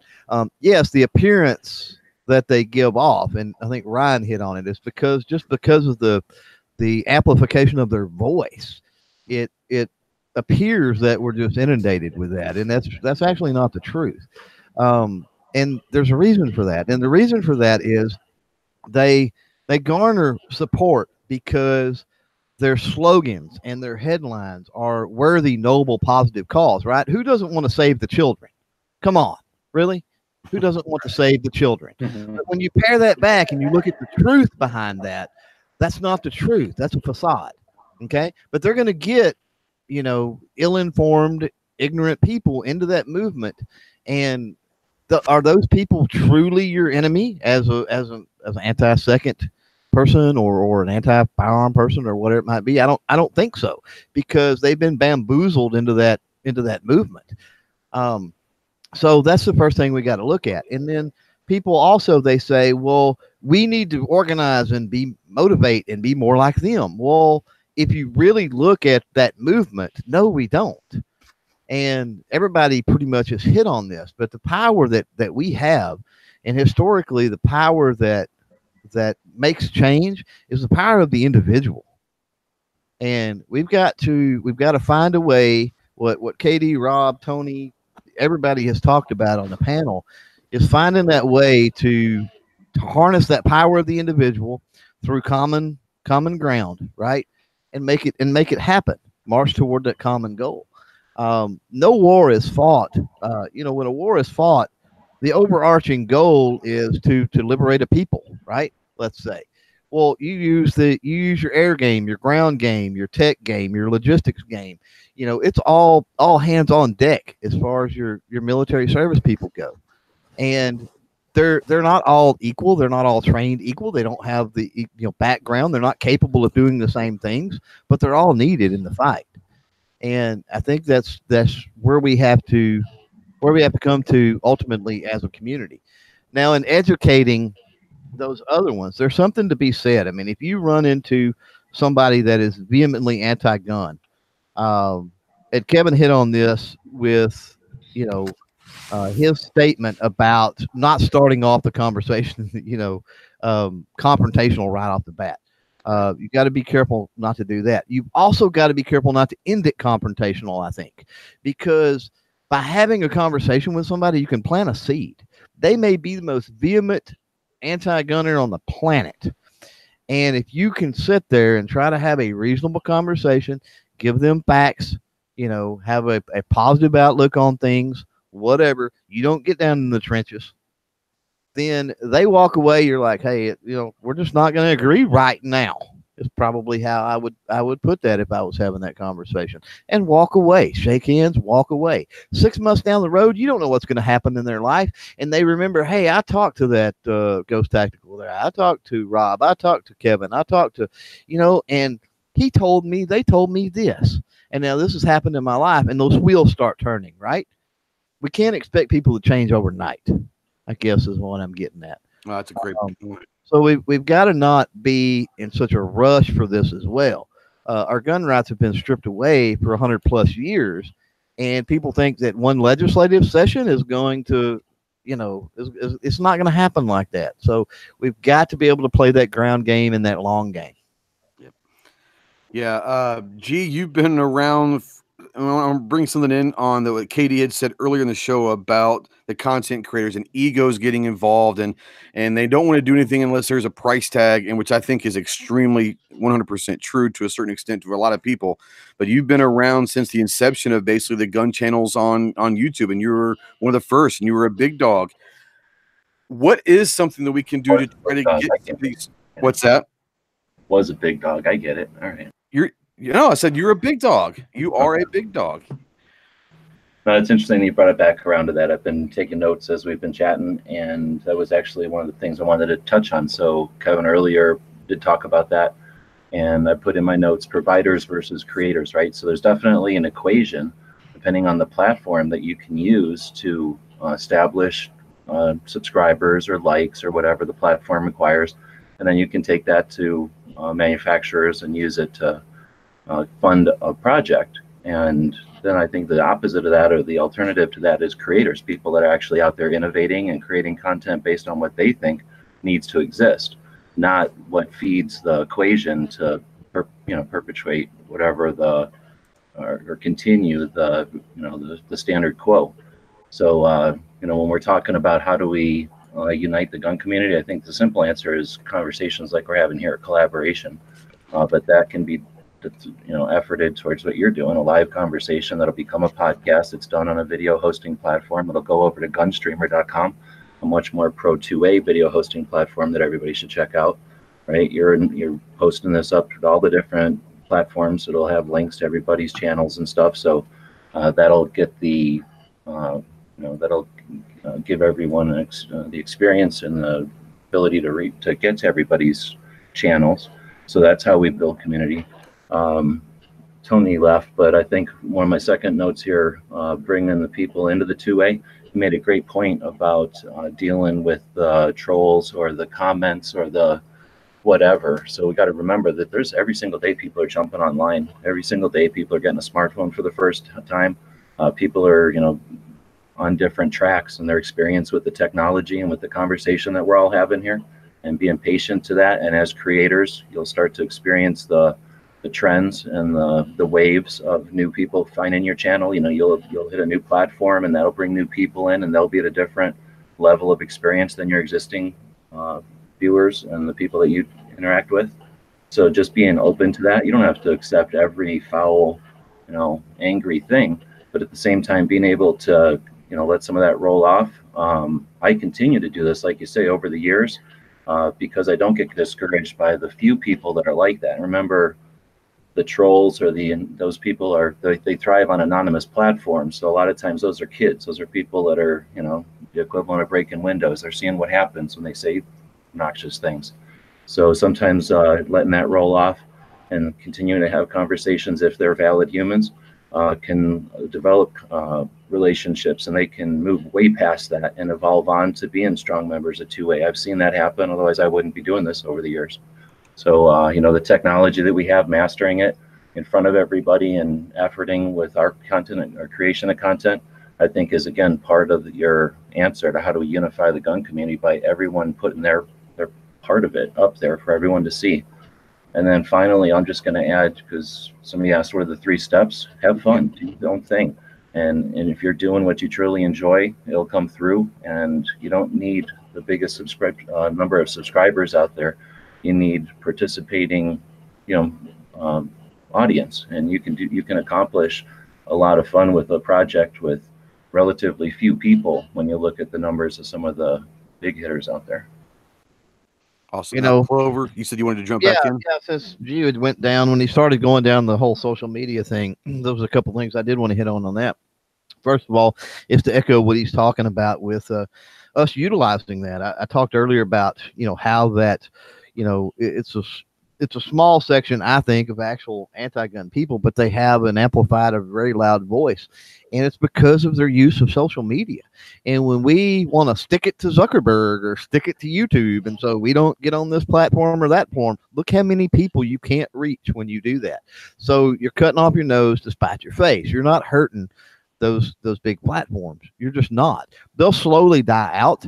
They are already. We can see those trends going that way. What's the next replacement? We don't know. But not only do you have to stick it out as best you can and play the game as best you can on those platforms that you do have access to, you've got to be looking forward. And there's a lot of people that do not like to learn new things. You've got to be looking forward and signing up for new platforms and trying new things and learning how they work. Why? So that when they take root and they take over, you're there, you're established, you know how to work those, and you can continue your game. Okay, you're not stifled in any way. To the point also that kind of deals with social media, talking about the big wigs and the big dogs, and I think Kevin got into it a little bit, you know, maybe with companies and stuff like that. I think we got to be careful in a way, and I'm not defending any of them, but I think we do have to be careful in a way about demonizing big channels, big companies, things like that seemingly don't do anything Second Amendment related, because certain circumstances for certain people and certain companies are always going to be different. Okay, they're always going to be potentially complex. It can happen. I know that's that way in my life. I'm not a staunch supporter of the NRA and especially the ILA. However, if I don't have my NRA certifications, I don't affect change on the ground. So that's something I have to do. Now, if I'm a FUD because of that, I'm a FUD because of that. But I don't want to see the NRA go away and then me not be able to do what I need to do. And so I just use that as an illustration that's poor boy problems compared to some of the issues that a lot of the larger channels or companies or whatever may deal with if they start taking semi-political Second Amendment stances. So instead, they could be doing things behind the scenes. So we need to be careful to know for sure that that's not taking place and that's not happening before we start, you know, pointing fingers and name calling and demonizing people. Now, let me touch on that real quick. So, Clover, what I meant by, so allow me to clarify, because I probably did make a mistake by not being clear in my articulation of that point. Let me say this. I don't mean companies that we don't see, or I wouldn't even speaking about any company. I will say this, there are several companies that right off the bat jumped up and sponsored me. You know, shout out to Proper. Go to proper.com, use the code NOC25 to save yourself 25%. They understood the mission from the word go. You got Enforce to jump right in with me. High Threat Concealment jump right in. There are companies, LWC Cerakote. It's a lot. Duracode. I'm sorry. It's a lot of companies that jump right in to help out. So it's not that. What I'm talking about is the famous guy that I'm talking to in his face.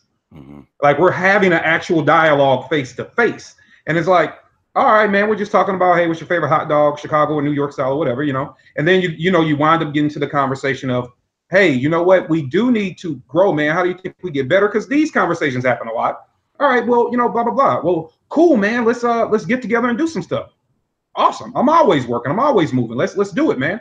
All right, cool. You do the whole card thing. Now, sometimes you just lose contact info. You forget to follow up. That happens to the best of us. I'm not saying that stuff.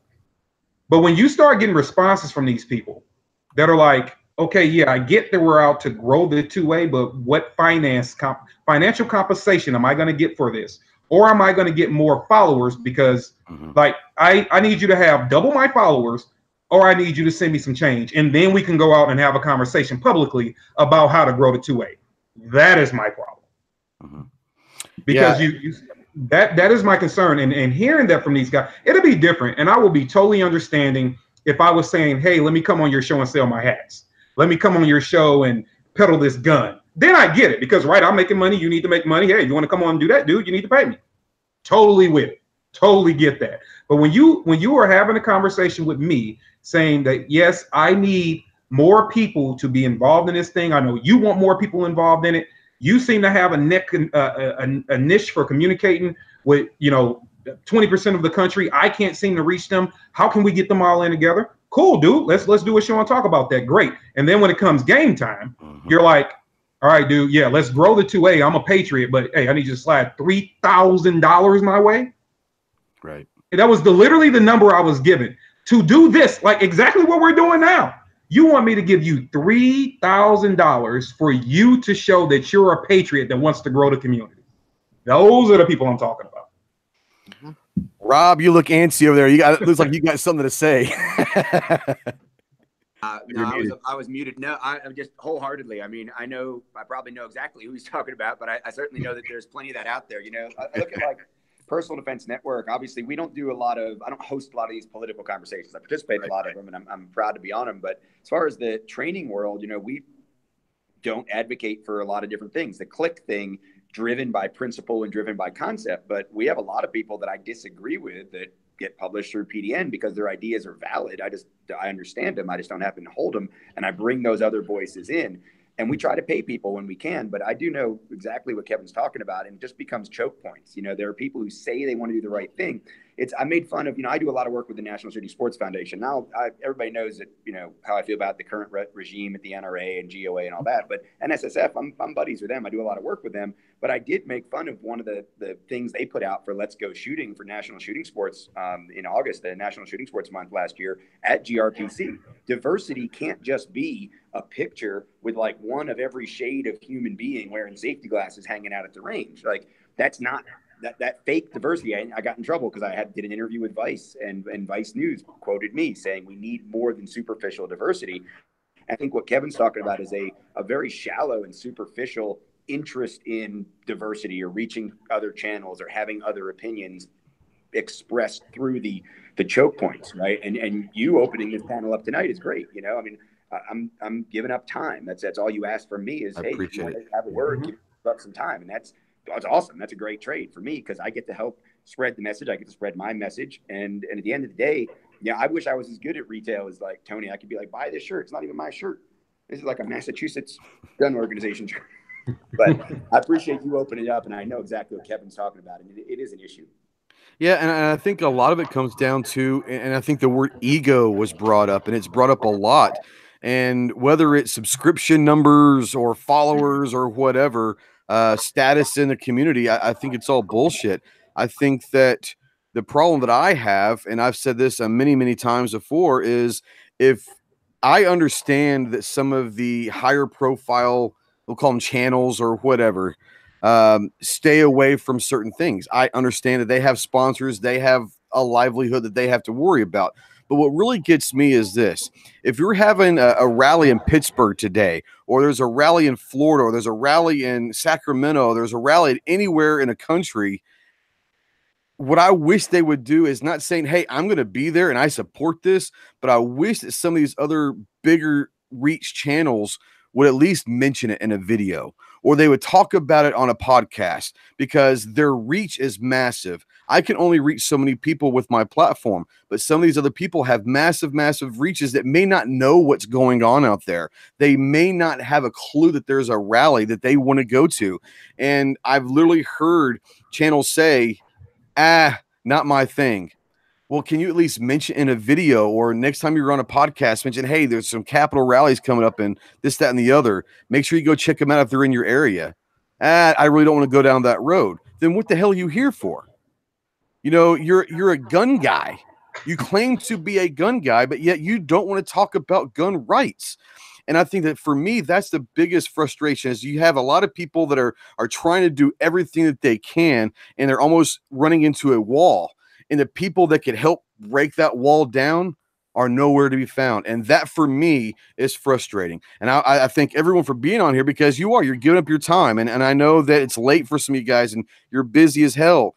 But the fact that you are able and willing to come on here and talk about these things shows me that there's still hope out there. We just may not have to put our hope into someone's corner. We might have to just reroute our strategy. And our strategy needs to be come together somehow, some way, on common ground. And common ground has been a nice little saying that's been said a lot tonight.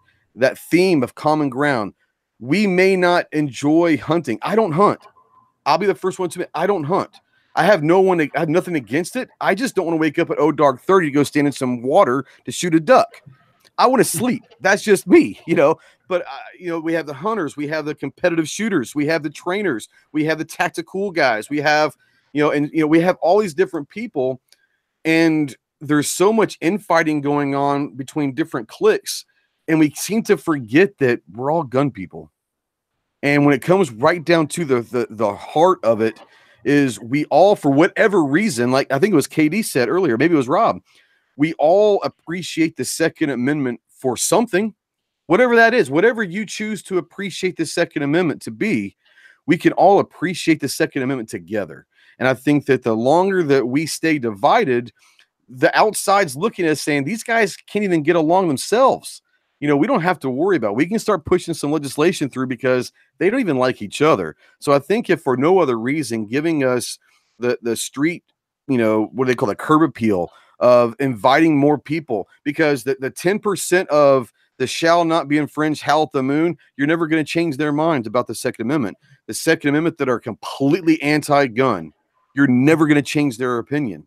But there's an 80% of Americans that are either on the fence or uneducated or whatever, that could still be maneuvered towards our side. That's who we have to go. Don't go to try to change the anti-gunner's mind. You're never going to do it, just like they're not going to change yours. We need to kind of refresh ourselves and say, look, there's a vast majority of Americans that are at least open to a discussion. So instead of preaching at them and talking politics and talking facts right off the bat, I think it was Rob that said, or KD, have a conversation. Just talk to them. Ask them about their families. If you're a veteran, being a veteran, it's very easy for me to talk to someone that I know is a veteran, whether they're Air Force, Navy, Army, Marines. It makes no difference. We've all spilled the same blood. We've all bled for that flag, and we can start a conversation that way. I want to bring in, it's just one of those things. Skip, I know that you've kind of been quiet, and I apologize. And Ryan, you've been quiet as well. I want to bring you guys back in, and I want to start kind of closing the door and sweeping the floor up. So I want to start with you guys. Skip, I'll start with you. In your mind, after this discussion, what is the one thing that I can do, or the general public can do, to make someone that is a female or new to firearms feel more comfortable to come into training? Or what do you do to try to make more people that are new to firearms come to your training? I like to make sure that I get to know people, because there's a lot of hangups that people have. And once you get to know them, then you can tailor your training to them. So my approach is not the same with everyone. And just educate people, get them out there, train with them. If they have the hangups, work through it. It's just so divided right now. And what I will say though is what I will take away from this, and I actually had this discussion with someone today. I think in the gun community, you know, we're all putting out content, but I have no problem sharing a post that Ghost Tactical puts out or KD puts out. And I think if we are out there and we're showing that we support each other, like we're all two-way, we're not in the same locations.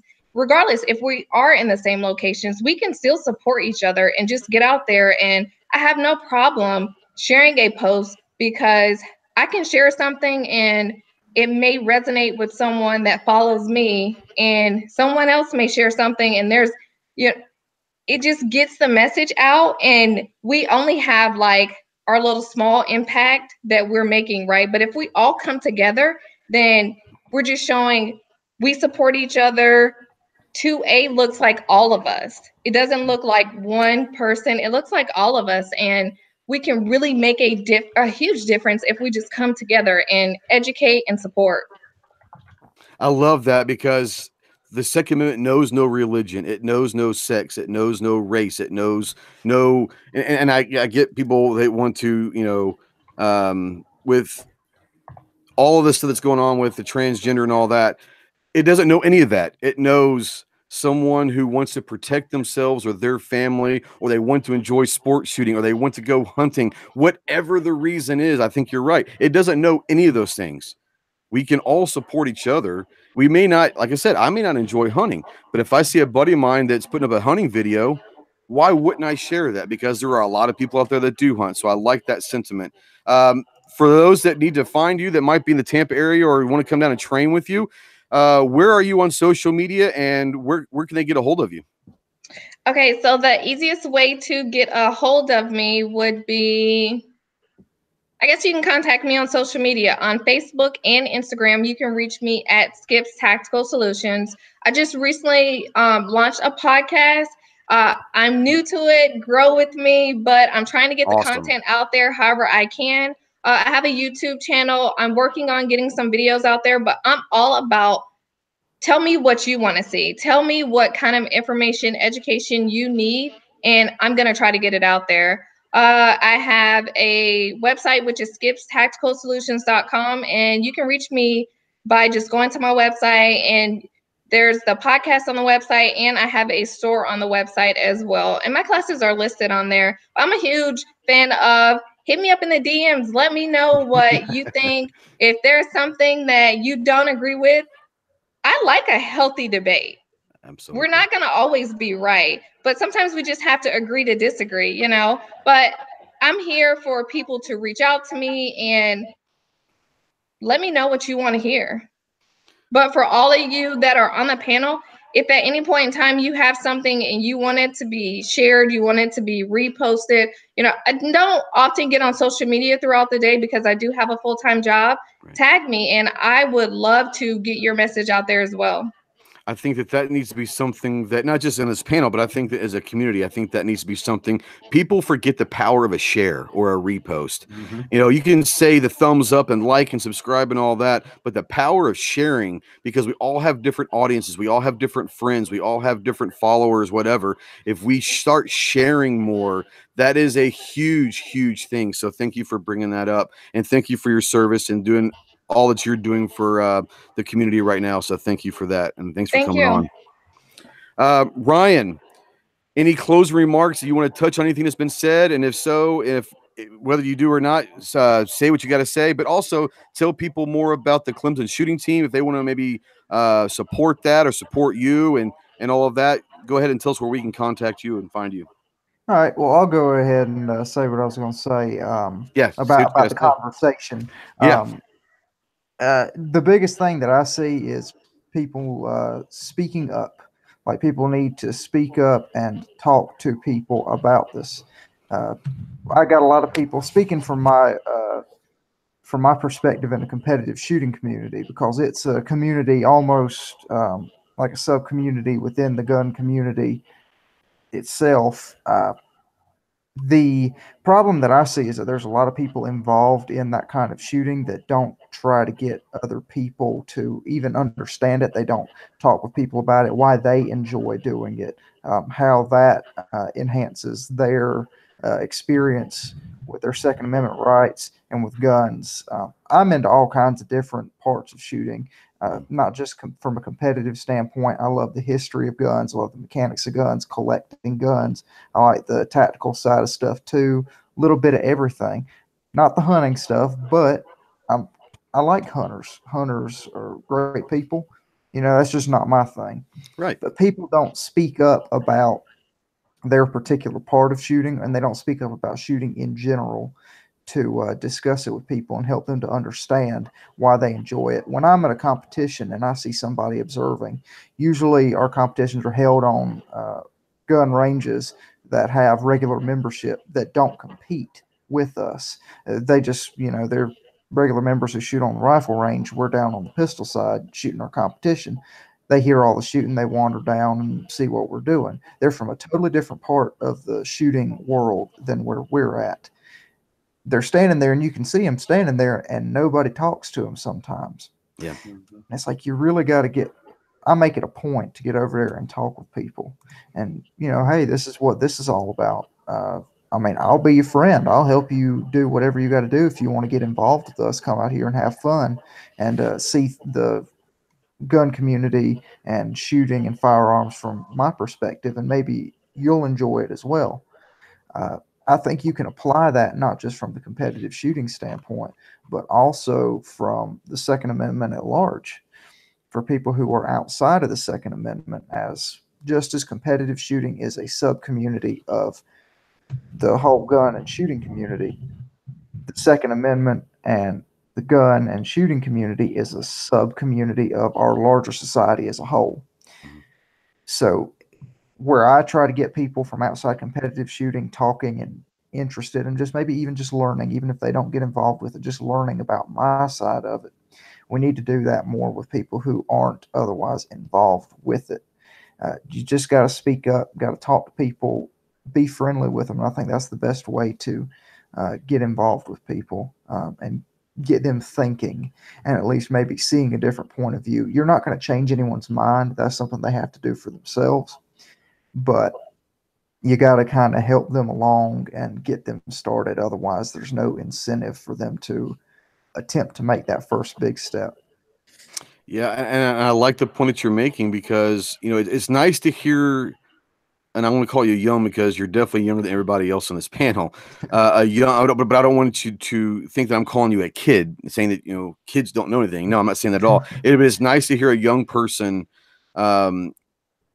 voice their opinion in a way that is not the Tide Pod type, you know, kids that we see running their mouths. And it's nice to know that for everyone out there that is worried about that next generation of they're going to be the leaders of the future, we have a lot of really intelligent, well-rounded, down-to-earth people that not all of them are the crazy ones that you see on the memes and all that. It is nice to hear, nice to see. It's very refreshing to know that our future is still very, very bright. So thank you for all that you're doing, not just on the competitive shooting side, but you're going to college, getting your education, and you're educating yourself with history, and so that you can pass that on to someone else. And it's nice to know that you're willing to have a conversation with someone that might think differently than you can. So thank you for all that you're doing at that level. I appreciate you very much. Where can people find you on social media if they want to? You can find me on Instagram, Facebook, and of course I'm here on YouTube. If you search Ryan Flowers on YouTube, I'm there. Ryan Flowers Competitive Shooter on Facebook, and on Instagram I'm Flowers_shooting, so you can find me on all those. I probably post to my Instagram more than anything else if you really want to see stuff or contact me. But it's all about just trying to get people involved to it. So if you know anybody who's trying to get started in shooting or competitive shooting, I mean, you can send them my way. I mean, if they want to ask me questions and everything, because I feel like I'm relatively experienced. If you've got somebody who is younger that's maybe thinking about doing it, maybe it would be better for them to hear it from someone who is young like they are, somebody who's, you know, in college. I mean, I just turned 21 a couple of months ago. So it's nice to have somebody that you can really relate to, and somebody who maybe comes from the same kind of place you're from. So if there's anybody knows anybody like that, I mean, you can send them my way. I'll talk with them, or if anybody wants to talk to me personally, then that's fine. They can shoot me messages, and I'll discuss anything they want to with them, as long as we keep it civil. But the Clemson Action Shooting Team, I mean, you can find us on Instagram as well. For our username is Clemson Action Shooting. Just type that in there and we'll pop right up, and we're on Facebook too. So if anybody is thinking about maybe doing that kind of shooting in college and they want to get in contact with us, then we'll be more than happy to talk with them and discuss options and anything they want to know about the team and what we do for shooting, for the school, and for Second Amendment in general. Absolutely. And if you guys really want a really good listen or watch, go to Clover Tack's channel over, and in one of his playlists is called The Next Generation. And that's how I met Ryan. Ryan was a guest on Clover's Next Generation, where he talked about youth and competitive shooting. And he spent an hour with Clover. So if you want to learn more about Ryan and all that, it was a phenomenal interview. So go check that out as well. And Ryan, thanks for coming on, buddy. I really appreciate you. Oh, thanks for having me. Hey, no problem. Rob, now I know that you've got not only do you wear many, many hats, but you've got your hand in so many things. Do you have any kind of closing words on what your mission is right now on different levels, and more importantly with the Personal Defense Network and all that? But where can they find you on social media and online? Yeah, man, I'm all over the place. And, it's Pincus Rob. It's Personal Defense Network, Walk the Talk America. Like, we didn't even get to talk about that. We're going to. I know, it's crazy. Yeah. But I know you've had some conversation with Mike Sedini and Katie's talk. He's going to be hanging out at the booth, I think, with us at SHOT Show. Yeah, I'll be there hanging out a little bit too. Yeah. Second Amendment organization is a new organization. I mean, it was actually founded 501c3 after Sandy Hook, and they really focused on outreach to grassroots businesses that weren't inside the gun community but wanted to support gun community, kind of like the opposite of the gun-free zone movement inside of corporate America. And I took the helm over there in September, and we're still defining our mission and kind of defining how we're going to accomplish that mission. So you'll hear more from 2AO as time goes on. I want to echo what Skip said, just as far as, I have the little blue check mark, and I'm on social media constantly. If there's something I can share, if there's something I can put out, I try to tag everybody. Like, it took me a second to find Ryan, because like we just met tonight. I wasn't aware of kind of what he's been doing. I'll learn more about what he's been doing. Skip, same thing. Didn't know you were a thing until tonight, but tried to tag you guys in there. And I really do try to share, as much as we can through all those channels. If it's training oriented, it's going to be through Personal Defense Network. If it's political, it's going to be through Second Amendment organization. Or if it's, something I'm personally interested in, we're friends, or I like what you're doing, I'm going to try to, take a picture with your shirt, your patch, your sticker, let people know what's going on. But I have to know too, right? So it kind of works both ways. Tag me, send me a PM, reach out to me in the back channel, and just let me know what I can share. February 9th, I'm going to be speaking down in Florida at the Freedom Expo. It's a organization organized by a radio station that runs Armed American Radio and several other definitely social conservative leaning programs, but a lot of pro Second Amendment. And just because I'm not socially conservative leaning doesn't mean I'm not going to go down there and speak about the Second Amendment at the Freedom Expo in Orlando on February 9th. So let me know how I can help you guys spread the word on things. And again, thank you for opening your panel up, and the guys that are here regularly, gun websites and Clover, just kind of letting us vent a little bit, talk a little bit, and share our thoughts. Very cool, you guys, all three of you. Yeah, appreciate it. If you guys don't know, there's my WTTA. Michael sent me several of them. If you guys haven't figured it out, being a veteran, and you don't have to be a veteran, but I think it's very prevalent, but PTSD is kind of the poster boy of mental illness, but there are so many more things that are involved with mental health disorders and all that. And what Rob and Coleon and obviously Michael Sedini and KD's getting involved. The whole point of Walk the Talk America is to kind of preemptive strike. We talk about all the time, every time that there is a mass shooting or a mass murder that it uses a firearm, we will always kind of jump, well, that's the evil person that had a mental illness, so they're really not part of us. No. They are a part of us.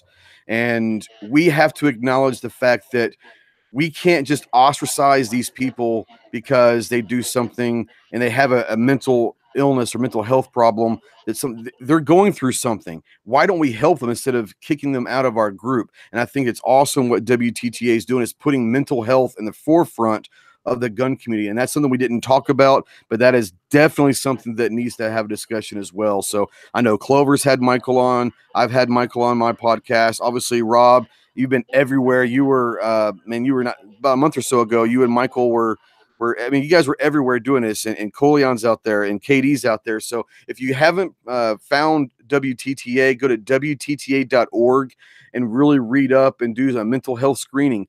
And just because you're having a tough time in life doesn't mean that you don't have anyone that you can lean on. We're all here for you. We've all been through something that has stressed us out. And the last thing we want you to do is feel like you are alone. So please go to WTTA.org and really find some resources over there that'll help everybody out. And thank you for getting involved with that. I really, really, really appreciate that, Rob. KD, you're everywhere. I want to see you in a couple weeks. I want to see a lot of you guys in a couple weeks in Vegas, but kind of any closing remarks that you might have, and then obviously go ahead and tell everybody where they can find you.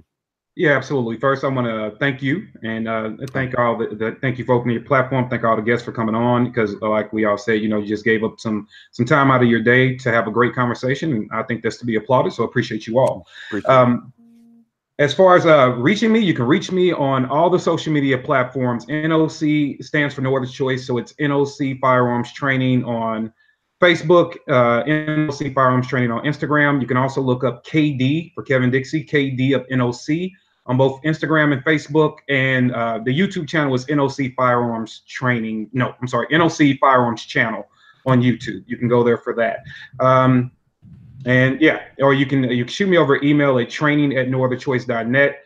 And if you go to, which I believe is in the chat, if you go to the website, nootherchoice.net, or the Shopify store, noc-ware.myshopify.com, you can not only see merchandise, but you can see training as well. The training is listed on the site, so you can always sign up for a training class. That's a great way to support. Come out and let me teach you how to do everything wrong with the gun. If you want to, you were supposed to laugh. That was funny. If you want to come out and learn more about what I do, or if you want to see more about what I do, I encourage everybody, if you want to know more about Aiming for the Truth in particular, the community outreach, just on your YouTube search bar, type in Aiming for the Truth. That's all you got to do. It'll come up, and you can look into that. As far as things coming up, I will say this. I am a big fan of not stating a problem if you don't have a solution. Like, you should just observe until you have some input. So that being said, I do want to say this out publicly. Rob, I haven't shot you an email yet, but I'll correct that. Skip, I might have shot you one. Ryan, I'll do the same for you. Clover, I think you got one. But I am a big fan of sharing knowledge and sharing experience and bringing friends together and growing.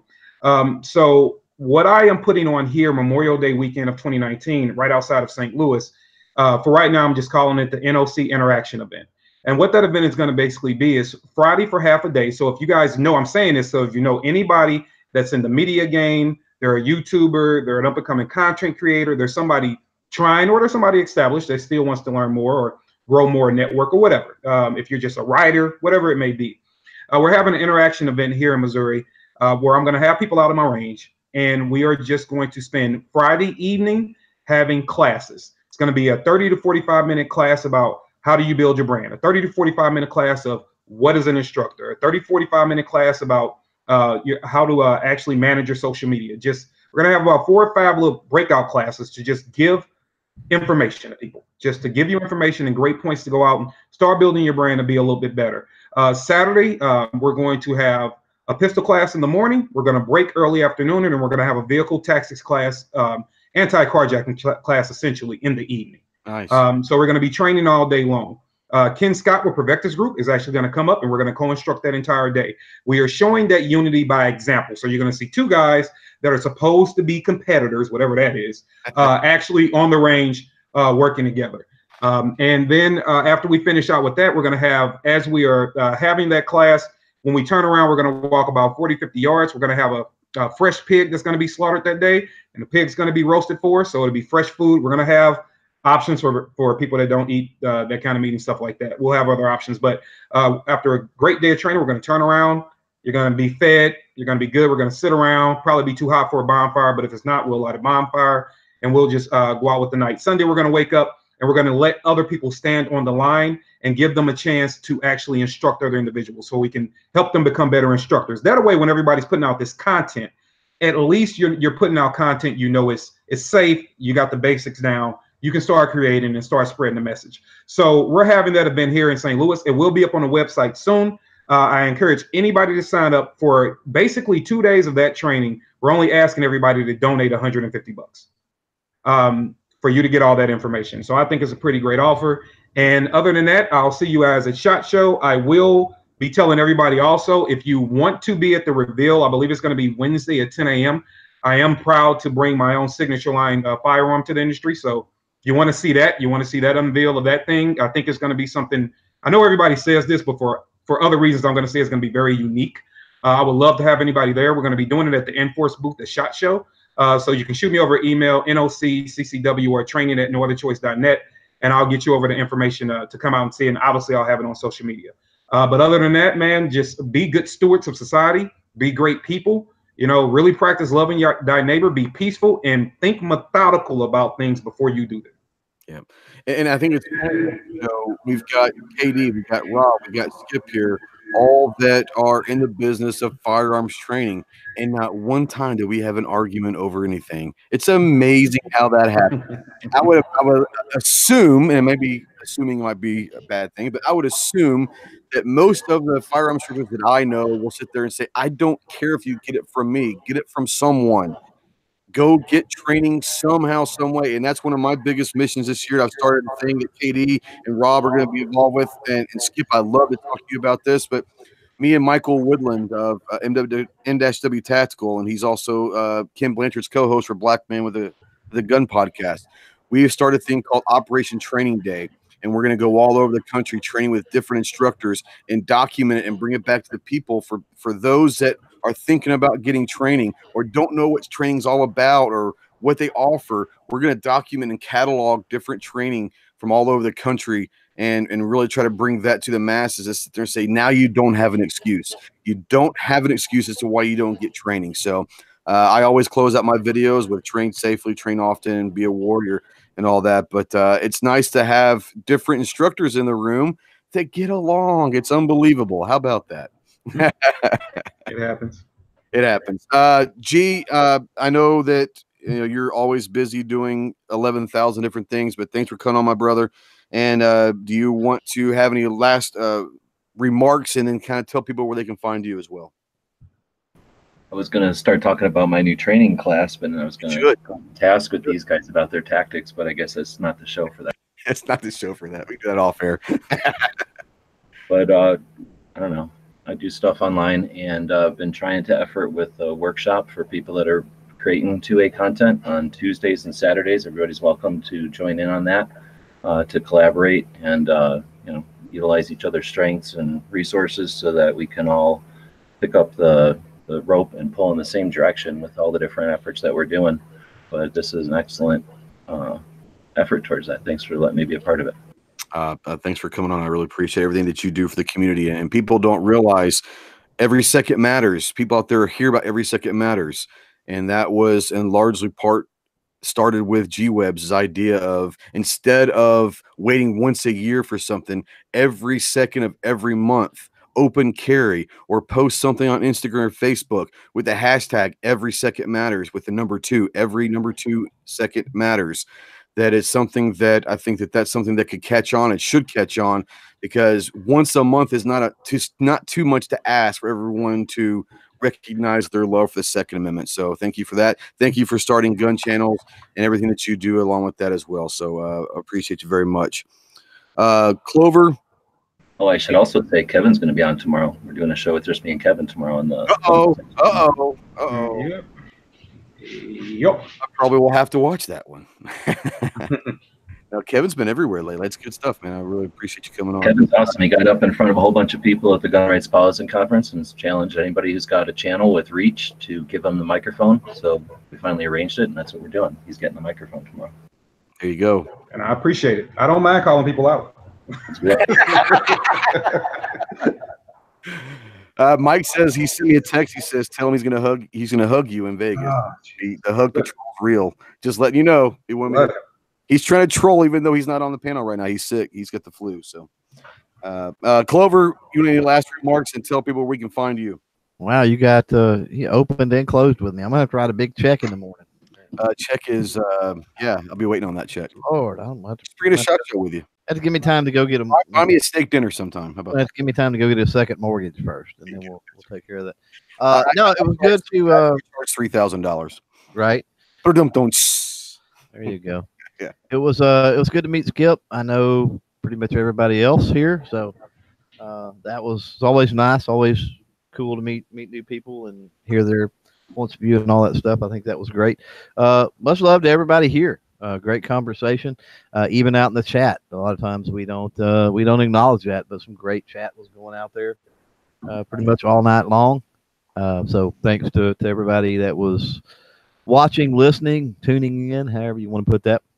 Yeah, as far as finding me, GunStreamer, YouTube, GunChannels, Full 30, Facebook, Instagram, wherever you Google Clover Tack, you're going to find me. It's pretty much that simple. If you can't, then you're inept at technology, and I don't know that I can help with that.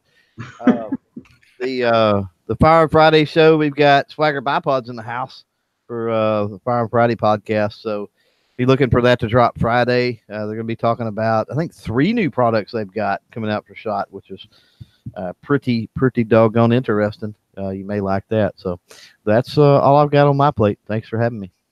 Thank you. I want to thank everybody that was here tonight. I know a couple had to jump off for other engagements, and I thank you to Rob and to Skip and to KD and G and Clover for hanging out for 2 hours. I didn't realize until my watch that it's been 2 hours. I apologize for holding you guys up for this long. But I think the conversation was something that has been needed, and we all remember different round tables that have happened in the past where I literally feel like throwing my computer across the room watching some of it. And I really appreciate talking real and explaining different perspectives and where we're all coming from, because this right here is the Second Amendment. This is us. All of this is the Second Amendment, and you can't leave anyone out. And someone had sent a text to me out and says, we hear about the African Americans and the women, but we haven't heard anything about gays. And you're absolutely right. I wish I knew, and I probably do, I just don't know it, but I wish I knew someone. Aaron Paulette. Aaron Paulette. I'll text it to you. Yeah, text it to me, because that is a demographic as well. And I hate to use the word demographic because it looks like you're putting in a peg, but it is what it is. The actual term is demographic. But we don't need to worry about color, skin, sexual orientation, religion. We're gun people. We all enjoy the right to protect ourselves, our family, to hunt, to sport shoot, whatever it is that you like. We can all get along about guns. So I think that this conversation was amazing, and thank you so much, everyone who's watched. I will have everyone's social media links for everyone that was on the panel tonight in the description below. It might take me a while because I got a lot of people and a lot of links, but I will get everybody's links to all their social media and websites will be in the description below. And if you're listening to iTunes or iHeartRadio or Spotify right now, thank you so much. If you're interested in finding these people, you can go to the YouTube channel and they'll have the links in the description as well, or the GunStreamer, and they will have the links in the description as well. So thank you so much for watching. We will be talking next week. I know, speaking of Michael Sedini's going to be on next week. And if you guys want to come back anytime, let me know. We're going to talk SHOT Show next week. And since I'll be leaving Saturday to get out to Vegas, we're going to talk SHOT Show, and it's could be a very interesting SHOT Show in Vegas this year. So we're going to talk about that. And thanks, Katie. I got your thing. But thanks for coming on. If you guys ever want to come back, I'd love to have you anytime you want. For the viewers out there, I love you. Thank you so much for watching. We will see you soon. Semper Fidelis.